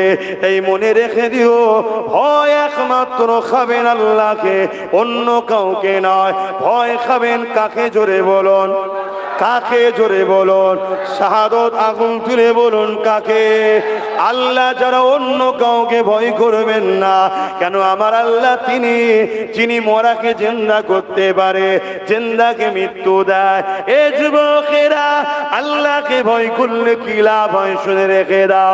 প্রথমে কোরআনে আল্লাহ জানিয়ে দিলে, ওয়ালিমান খাফা মাকাম রাব্বিহি জান্নাতা, যারা আমি আল্লাহ আমাকে ভয় করবে, আমি আল্লাহ তাদেরকে দুটো জান্নাত দেব।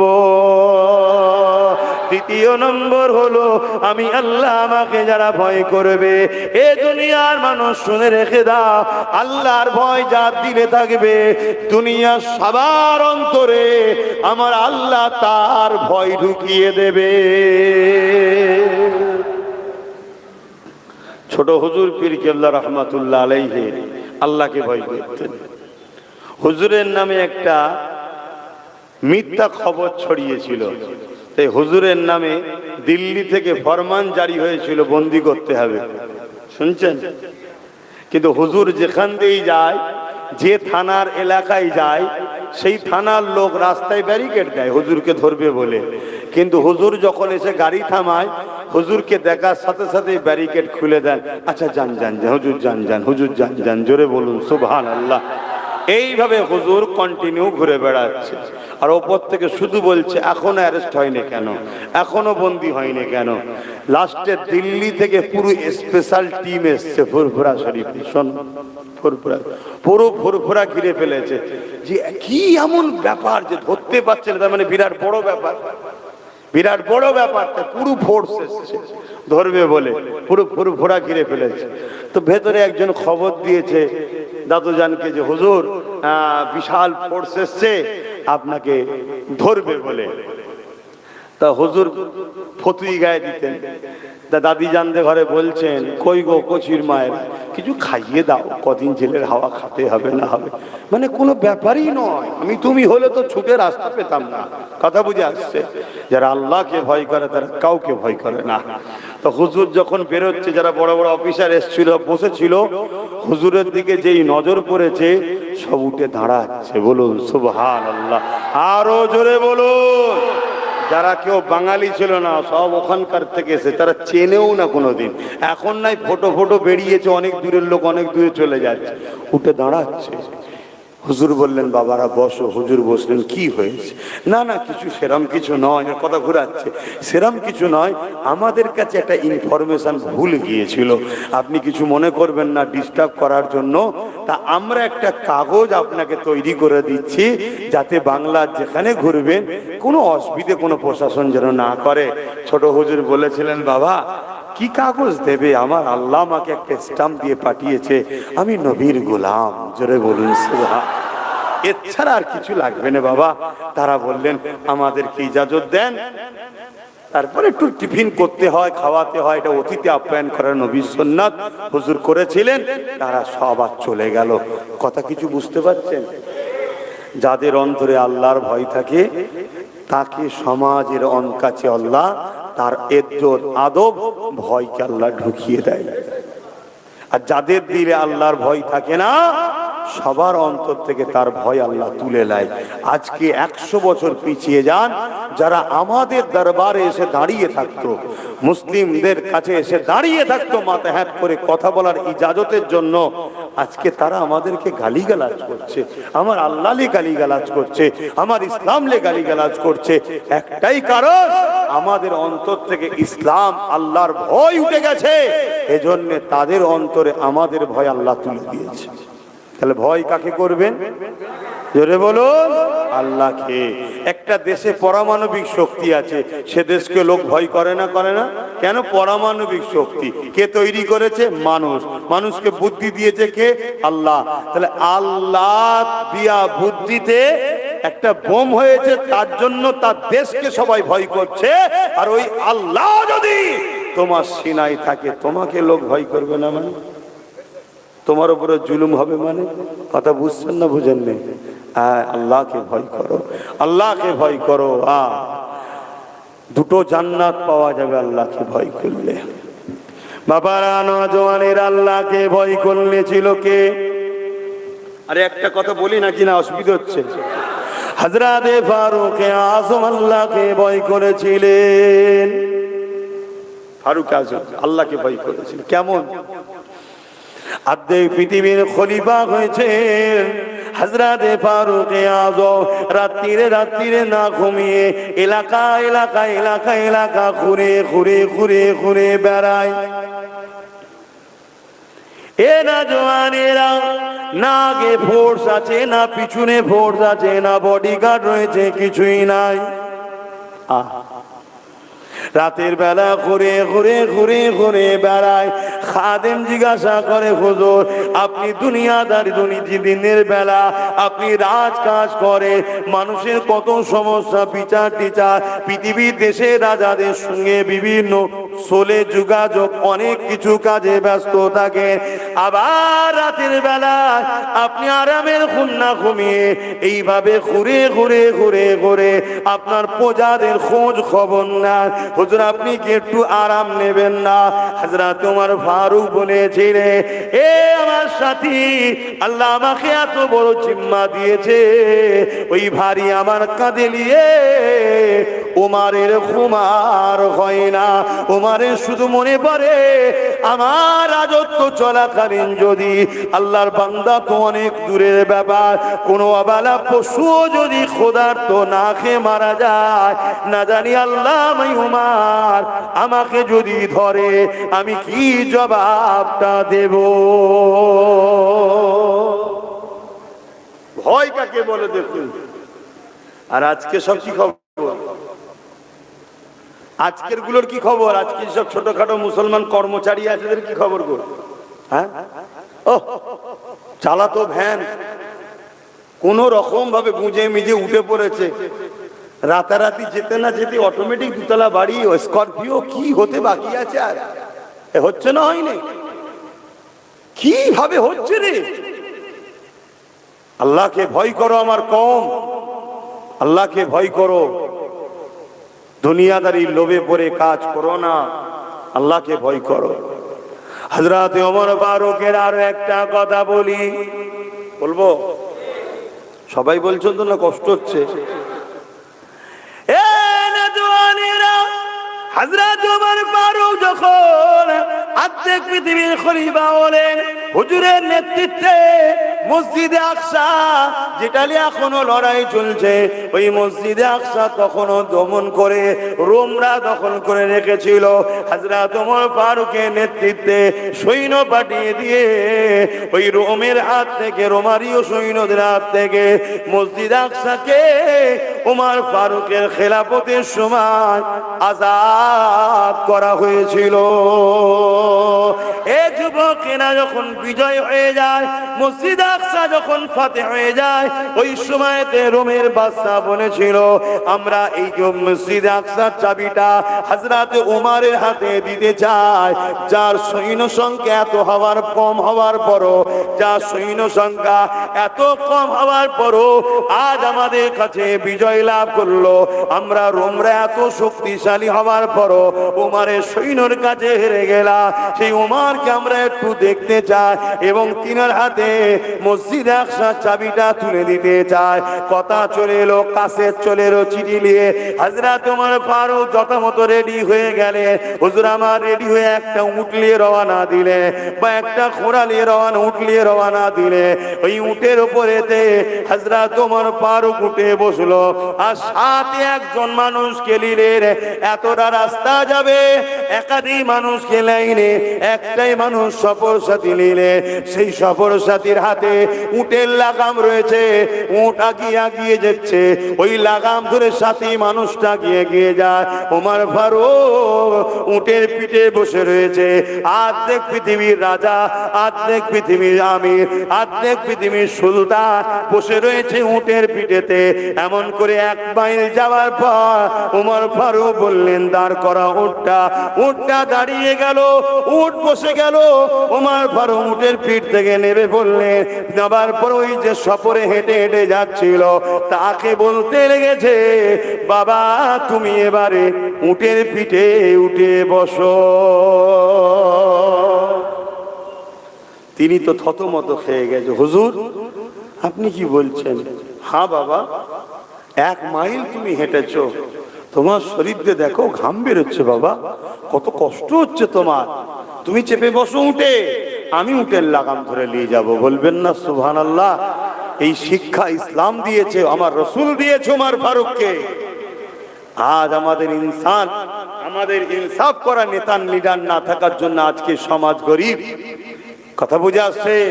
আমার অমুসলিম ভাইরাও দূরে কাছে সোশ্যাল মিডিয়াতে তারাও যদি ভাবে একটা কথা যে 79 বছর দেশ স্বাধীন হয়েছে, আমরা বারবার মুসলমান মুসলমান শুনি। আরে মুসলমান তো কোনোদিন না দেশ চালিয়েছে না রাজ্য চালিয়েছে, এরপরও এখনো আমরা এত গরিব বা বিপদে কেন? এর জন্য দোষী মুসলমান কি করে হলো? কথা বুঝছেন না, বোঝেন না?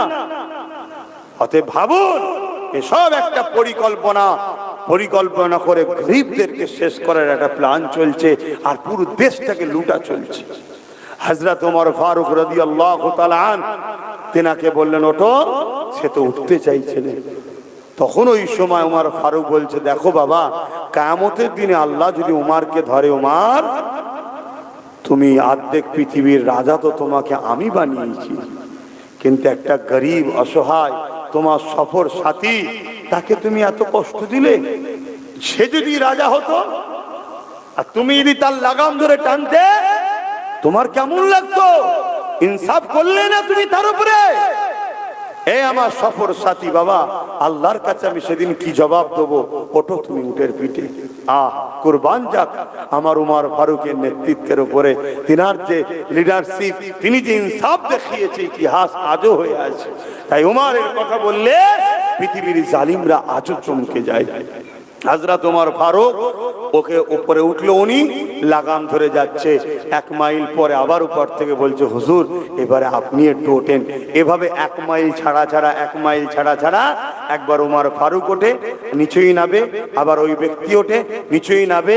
এভাবে লাগাম ধরে পালাক্রমে যেতে আল্লাহর মর্জি যখন বাইতুল মুকাদ্দাস আল কুদসে ঢুকছে, জেরুজালেমে মসজিদ আকসার কাছে ঢুকছে, ওই সময় ওমর ফারুকের পালা পড়লো দড়ি ধরা, আর গোলামের পালা পড়লো উটের পিঠে ঢুকছে। আর পুরো মসজিদে আকসার ওখানে লাখো লাখো রোমের খ্রিস্টান বাদশা, সেনাপতি, সৈন্য, ভিআইপি পার্সনেরা সব দাঁড়িয়ে আছে। কে আসছে? উমর। যার এই গুটি কতক সৈন্যর কাছে আমরা রোমরা হেরে গেলাম। পৃথিবী আজ যেমন আমেরিকা দাদা, তখন রোম ছিল পৃথিবীর সুপার পাওয়ার। দেখতার জন্য দাঁড়িয়ে আছে আর চাবিটা হুজুরের হাতে দেবে। আর ওই উট তখন আসছে, উটের পিঠে গোলাম বসে আছে। আর উমর ফারুক হাতে লাগাম। শুনছেন? এইভাবে ঢুকছে, সবাই ঘোড়ার পিঠে যে আছে, উটের পিঠে যে আছে, তাকে ইস্তেকবাল করছে, তার জন্য জয়গান গাচ্ছে, তাকে যত সম্মান ভাবছে ওইটাই উমর। এখন তো ফটোর দুনিয়া, তখন তো ফটো ছিল না রে বাবা। তখন আগে যারা যুদ্ধ করতে গিয়েছিলেন, যারা বিজয় করেছে, সেই সকল সাহাবারা এসে বলছে, ওটা আমাদের শাহিনশাহ নয়, ওটা আমাদের খলিফা নয়, ওটা আমাদের হযরত ওমর নয়, তাহলে কে? আমাদের ওমর হলো যিনি উটের লাগাম ধরে টেনে আনছে। জোরে বলুন সুবহানাল্লাহ। সবাই অবাক হয়ে গেল, এটা কি ব্যাপার? ওই সময় সে ওপর থেকে গোলাম নেবে, খাদেম নেবে, বলছে, শোনো আমার রসুলের ইসলাম কি বলে, আমার উমর কি বলে। আমার কষ্ট হবে বলে 1 মাইল ছাড়া ছাড়া হুজুর 1 মাইল চেপেছে, 1 মাইল আমায় চেপিয়েছে, হুজুর 1 মাইল চেপেছে, 1 মাইল আমায় চাপিয়েছে। এভাবে আজকে পালাক্রমে আমার পালা পড়েছে। হুজুর তো বলতে পারতো, বাবা ঠিক আছে এই 2 মাইলটা আমি চলে যাই, না, ইনসাফ দেখিয়েছে, 1 মাইল ছাড়া ছাড়া তোর যখন পালা, তুই ওঠ, তুই বস। এই কথা শুনে পুরো খ্রিস্টান সাম্রাজ্যের সবাই ইনকিলাব ভবনী দিয়ে আওয়াজ তুললো যে উমর এত ইনসাফ করতে জানে। আমরা ঘোষণা দিচ্ছি, আমরা রোমরাও উমরের নেতৃত্বে তার ছায়াতলেই থাকতে চাই। জোরে বলুন সুবহানাল্লাহ, আরো জোরে বলুন সুবহানাল্লাহ।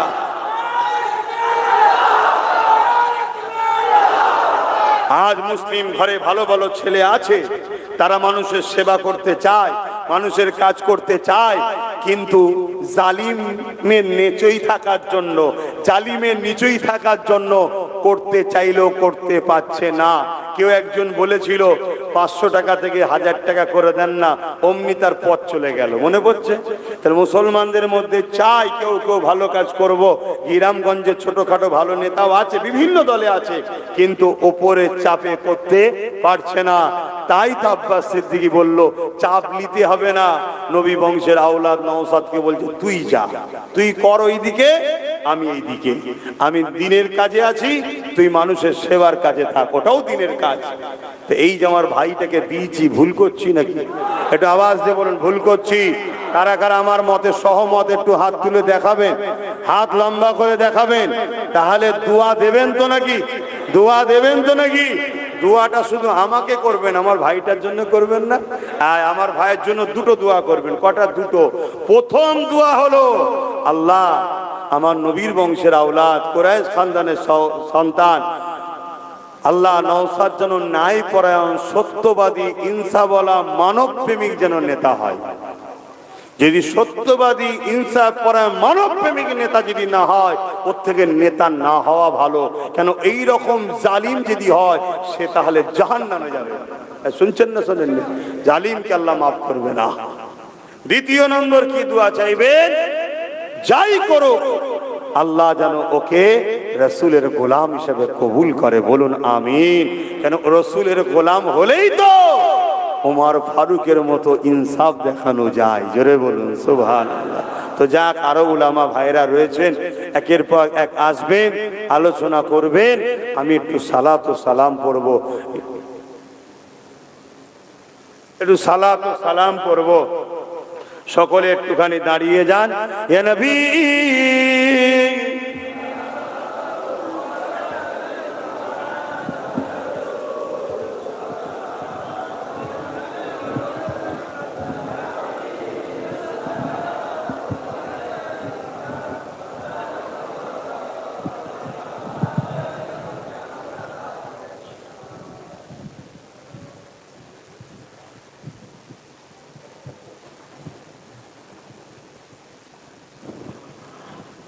একটা বিশেষ ঘোষণা আপনাদের দিচ্ছি, একটু মন দিয়ে শুনবেন। এই যে এসআইআর নিয়ে অযথা আতঙ্ক হবার কিছু নেই। এটা ভোটার তালিকা সংশোধন হচ্ছে, সংযোজন হচ্ছে, সংশোধন হচ্ছে, সংযোজন হচ্ছে। কথা বুঝে আসছে? যেসব লোক মারা গেছে তাদের নাম ভোটার লিস্টে রয়ে গেছে, এইগুলোকে বাদ দেওয়া হচ্ছে। কথা বুঝে আসছে? এর আগে নাকি আরো 8 বার এসআইআর হয়েছে, 2002-ও নাকি বাংলায় এসআইআর হয়েছিল। কথা বুঝে আসছে? ওই সময় আপনাদের আব্বা আম্মার নাম উঠেছে, আছে তো নাম? ওটা কখন উঠেছিল? 2002-এ। ঠিক আমারও আব্বা আম্মার নাম, আপনারও আব্বা আম্মার নাম 2002-এ উঠেছে, কিন্তু আমার নাম নেই। 2002-এ আমি ভোটার হইনি, আমার নাম উঠবে কেন? তা আপনাদেরও নেই, যারা যুবক ছেলে আমার বয়সী। কথা বুঝে আসছে? যারা এখানে আপনার বাপ বসে আছে সব নাম রয়েছে, আমার আব্বার নাম, আমার আম্মার নাম রয়েছে, তাহলে আপনাদের আব্বাদের নাম রয়েছে, এতে ঘাবড়াবার কিচ্ছু নেই। কথা বুঝে আসছে? এটা সংযোজন ও সংশোধন। এবং নতুন ভোটার হয়েছে, আপনারা যেমন নতুন ভোটার হয়েছেন, এতদিন ধরে ভোট দিচ্ছেন, কিন্তু এসআইআর এর নাম ওঠেনি, আমারও নাম ওঠেনি, নামটা তুলতে হবে, এর জন্য কাজ হচ্ছে। দ্বিতীয় নম্বর কথা, কিছু এমন ভোটার আছে যাদের ভোট দিচ্ছে কিন্তু তাদের কোনো অস্তিত্বই নাই, অথচ তার নামে কেউ ভোট দিচ্ছে, সেইগুলোকেও বাদ দেওয়া হবে, দিয়ে একটা এসআইআর তৈরি করা হচ্ছে। অবশ্যই নির্ভুল রাষ্ট্রীয় এসআইআর হোক, এটা আমারও দাবি, আপনাদেরও দাবি, তাই তো নাকি? কিন্তু রাজনীতির যদি এসআইআর হয় তাহলে কিন্তু এটা চরম সংবিধান বিরোধী অন্যায় হবে। এর বিরুদ্ধে কিন্তু আওয়াজ আইনত এবং রাস্তাঘাটে আন্দোলনের দ্বারা এর প্রতিশোধ, এর ব্যান্ড করা, এটাকে রুকার আমরা অবশ্যই লড়াই করব, তাই তো নাকি? হ্যাঁ, যেমন আজকে কেন্দ্র সরকার বা এখানে আপনাদের অনেকে চিল্লাচ্ছে মুসলমানদের বাদ দেওয়া হবে। এটা কারো বাবাখালী দেশ নয় যে বাদ দেবে বললি হয়ে গেল। কথা বুঝে আসছে না? নয়, এটা একটা প্ল্যান চলছে ভয় দেখাবার। আর যদি সত্যি এইভাবে করা হয় তাহলে সংবিধান বিরোধী, তার বিরুদ্ধে আমাদেরকে লড়াই করতে হবে। দ্বিতীয় নম্বর কথা, কেউ আবার অন্য ধর্মেরও কোনো মানুষের উপরে জুলুম হোক, ওটাও সংবিধান বিরোধী, ওটাকেও আমরা মেনে নিই না। যেটা মারা গেছে তার নাম তো কাটা দরকার, কেউ নতুন ভোটার হয়েছে তার নাম তো তোলা দরকার। কিন্তু আমি ইমাম সাহেবদের উদ্দেশ্য করে একটা মেসেজ দেবো। সেই মেসেজ হচ্ছে এটাই, প্রতিটা গ্রামে মানুষ এই এসআইআর কে নিয়ে এমন ভাবে বাজার গরম করেছে, একদল এ বলছে আর একদল এ বলছে, এতে সাধারণ খেটে খাওয়া মানুষ, দিনমজুরি মানুষ, গরিব শ্রেণীর মানুষ, লেবার শ্রেণীর মানুষ, গ্রাম্য এলাকার মানুষ একটু বড় আতঙ্কের মধ্যে পড়ে যাচ্ছে। তবে আমি বলবো, আতঙ্ক হয়ে নিজের জীবনের ক্ষতি করে ফেলবেন না, ঘাবড়াবার কিছু নেই। আলহামদুলিল্লাহ, এটুকু মনে রাখবেন, আপনার পীরের আওলাদ হিসাবে আগেও ছিলাম আপনাদের সাথে, আজও আছি। তবে ইমাম সাহেবকে বলবো, এই যে এসআইআর এর ফর্ম দিচ্ছে, এই ফর্ম অনেক হয়তো ঠিকভাবে ফিল আপ করতে পারবে না, ভুল করে ফেলবে। আপনি ইমাম হিসাবে জুম্মার নামাজের পর 1 মাস 10 দিন সময় দিচ্ছে, মসজিদের পাশে একটা চেয়ার নিয়ে, টেবিল নিয়ে, একটা ভালো শিক্ষিত ছেলেকে সাথে করে নিয়ে ফর্মগুলোকে ফিল আপ করে, যার ফর্ম তার হাতে দেবেন, 2 কপি ফিল আপ করতে হবে। এসআইআর এর যে বিএলআরও অফিসার আসবে তার একটা ফটো তুলবেন, তার কি বলে নাম, অ্যাড্রেস, ফোন নাম্বার রাখবেন, এবং তার হাতে যখন দেবেন দিবার আগে বলবেন আপনি প্রথমে স্ট্যাম্প মারেন, সই করেন। যেটা স্ট্যাম্প মেরে সই করা হবে ওটাকে নিয়ে নিজের কাছে রাখবেন, দ্বিতীয়টা দেবেন, স্ট্যাম্প মারেন, সই করেন, এটা নিয়ে যান। এটা হলো আপনার প্রুফ। যদিও কোনো রকম ভাবে আপনার নামকে ক্লিকবাজি করে কোনো রকম চক্রান্ত করে যদি বাদ দিবার চেষ্টা হয়, এই প্রুফটা আপনার কাছে রয়েছে। আর আপনার বিএলআরও যে তার নাম, অ্যাড্রেস রয়েছে, ফটো তুলে রেখেছেন, দিয়েছেন, তাহলে কান টানলে মাথায় আসবে। আমি কথা দিয়ে যাচ্ছি, আমার ভাই নওশাদ সে আইনের একজন সদস্য হয়েছে, তার দ্বারা দিয়ে আপনাদের জন্য কেস লড়বো, দরকার হয় সুপ্রিম কোর্ট যেতে হয় যাব, ঘাবড়াবেন না, কিন্তু এই প্রুফটুকু রাখবেন। কথা বুঝে আসছে? আর ইমাম ভাইদের বলবো, এই বিপদের সময়, এটা কোনো বিপদ নাই, তারপরে এমন মহল তৈরি করা হয়েছে, এই বিপদের সময় আতঙ্কে অনেকে পড়ে যাচ্ছে, কাকে বিশ্বাস করবে, কাকে ভরসা করবে, যাত্রার উপরে তো ভরসা করাও যায় না।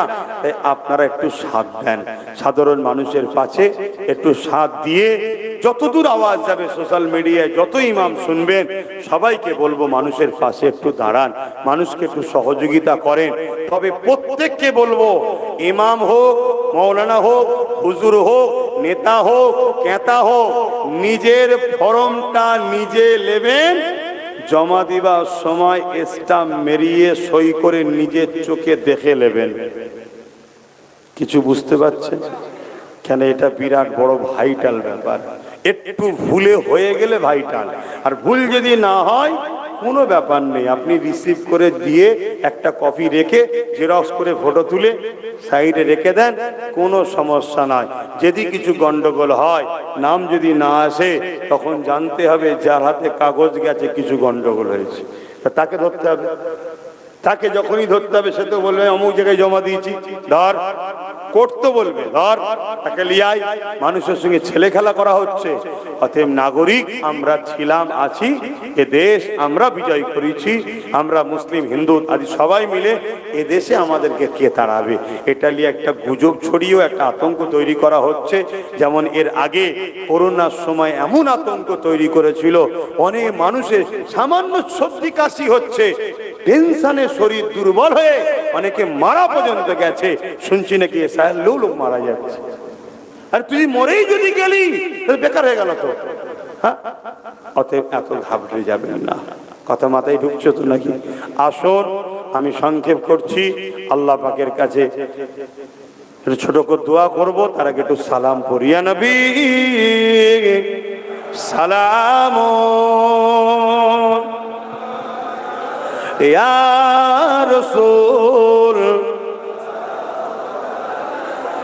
ইয়া হাবিব সালাম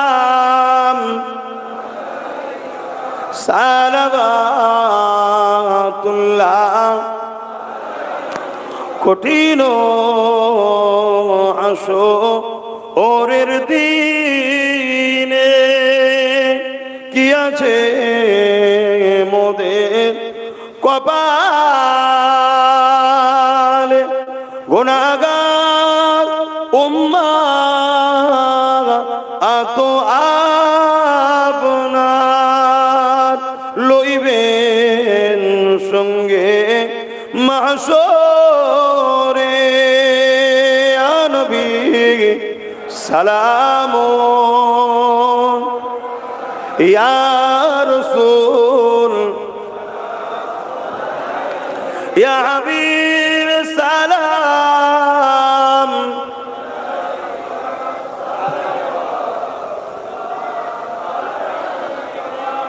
সময় কম, নামাজ হবে। এতটুকু তো বিশ্বাস করেন নাকি আমার ভালোবাসার মানুষরা? যদি কোনো কারণে কিছু ভুল হয়েও যায়, রিস্ক নিয়ে আত্মহত্যা করা ইসলামে হারাম। শুনছেন তো? আমরা কি আপনাদের হাত ছেড়ে দিয়েছি? বলেছি নাকি যা পারিস করে লিখে যাও, সব জানি না বলেছি? এত ঘাবড়াচ্ছেন কেন? এত ঘাবড়াচ্ছেন কেন? কয়েক কোটি মানুষ এক জায়গায় হবে যদি পাকামো করা হয়। কয়েক কোটি মানুষ এক জায়গায় হবে, কয়েক কোটি মানুষের রুখবে কে? কিন্তু আপনি যদি টেনশন করে আতঙ্ক হয়ে নিজের ক্ষতি করে ফেলেন, এটা বোকামি কাজ হচ্ছে না? এজন্য বুঝালাম, এটা সংযোজন সংশোধন, সংযোজন সংশোধন। নাগরিকত্ব দেশের না বিদেশের এটা কোনো ব্যাপার নয়। শুনছেন তো নাকি? আমি ভারতে কি ভারতীয় নয় এ ব্যাপার নয়। এটা এটা ভোট দিতে পারবে না পারবে না, নাম আছে না নেই, যে মরে গেছে সে কি করে ভোট দেয় ভাই? তাই তো নাকি? তারটা বাদ দেবে, যে বেঁচে আছে যোগ করো, সে ভোট দেবে। এই হচ্ছে ব্যাপার। কথা বুঝে আসছে? একে কিন্তু এমন ভাবে করা হচ্ছে। আর বিশেষ করে এই বললাম তোমাদের মেদিনীপুরে এমন বলছে যেন মনে হচ্ছে ওর ব্যক্তিগত সম্পদ ভারতবর্ষ। হ্যাঁ, ব্যক্তিগত। আপনি এত ঘাবড়াচ্ছেন কেন? অনেক তথ্যই দেখছেন না আপনাদের এলাকায় যে চিল্লাচ্ছে, রে শুভেন্দুর কথা বলছি, ওর নিজেরই তো পরিবারের কেউ বাংলাদেশি, তাহলে যাবি কোথায়? কথা বুঝছেন না, বোঝেন না? আমরা বানে ভেসে এসছি নাকি? অতএব ঘাবড়াবার কিচ্ছু নেই, ঘাবড়াবার কিচ্ছু নেই। কিন্তু হ্যাঁ, চোখ আর কানটা খোলা রাখবেন। গাফলতি করেছি অনেক, এ গাফলতি করলে হবে না। আমাদের আরো লোক দরকার ছিল, একটাই পাঠিয়েছেন, একটা সব খবরটা বললিয়ে আসছে। যদি আরো 10-50টা থাকতো খবরটা বেশি হতো না? হতো না? আজকে সব জায়গায় গিয়ে ফরম পর্যন্ত ফিল আপ করে করে মানুষকে দেখিয়ে দিচ্ছে। একা ক জায়গায় যাবে? যদি আর 10-50টা থাকতো তাহলে সব জায়গায় ছড়িয়ে ঘুরতো না? ঘুরতো না? আরে কেউ না ঘোরাক, আমি তো ঘোরাতাম, এজন্যই তো আমি কাজটা করেছি। কথা বুঝে আসছে না? নাই, হ্যাঁ আমি ইনশাআল্লাহ তোমাদের সাথে এই দিকে আছি, কিন্তু ওই দিকেও যাদেরকে বলছি সেটা খেয়াল রাখো, তাদের দ্বারা তোমাদের কাজ করিয়ে দেবো। আমার একটা ভালোবাসার মানুষ যদি সমস্যায় পড়ে আমাকে যদি যায়, আমি কি বলবো না নওশাদকেই এ সমস্যায় পড়েছে একটু দেখে দে তো, কি বলবো না? বলবো না। কিন্তু আমার কথা অন্য কেউ শুনবে। কিন্তু এরকম যদি আমার সাথে আরো গোটা 50 থাকতো, তাহলে আমি তো তাকেও বলবো, এই কথা বুঝছেন না? বোঝেন না? ভালো যদি বাসেন, ভাই যেটা করছে ভাইয়ের সাথ দেন। কথা বুঝে আসছে? এখন আসুন একটু ছোট্ট করে দোয়া করব। বেজার হচ্ছেন নাকি আপনারা? কষ্ট পেচ্ছেন? বসুন, দোয়া চাওয়া হবে। সকলে একবার দরুদ শরীফ, একবার সূরা ফাতিহা, একবার সূরা ইখলাস শরীফ, আখরি দোয়া পরে হবে। তার আগে একটা ছোট্ট কাজ আছে।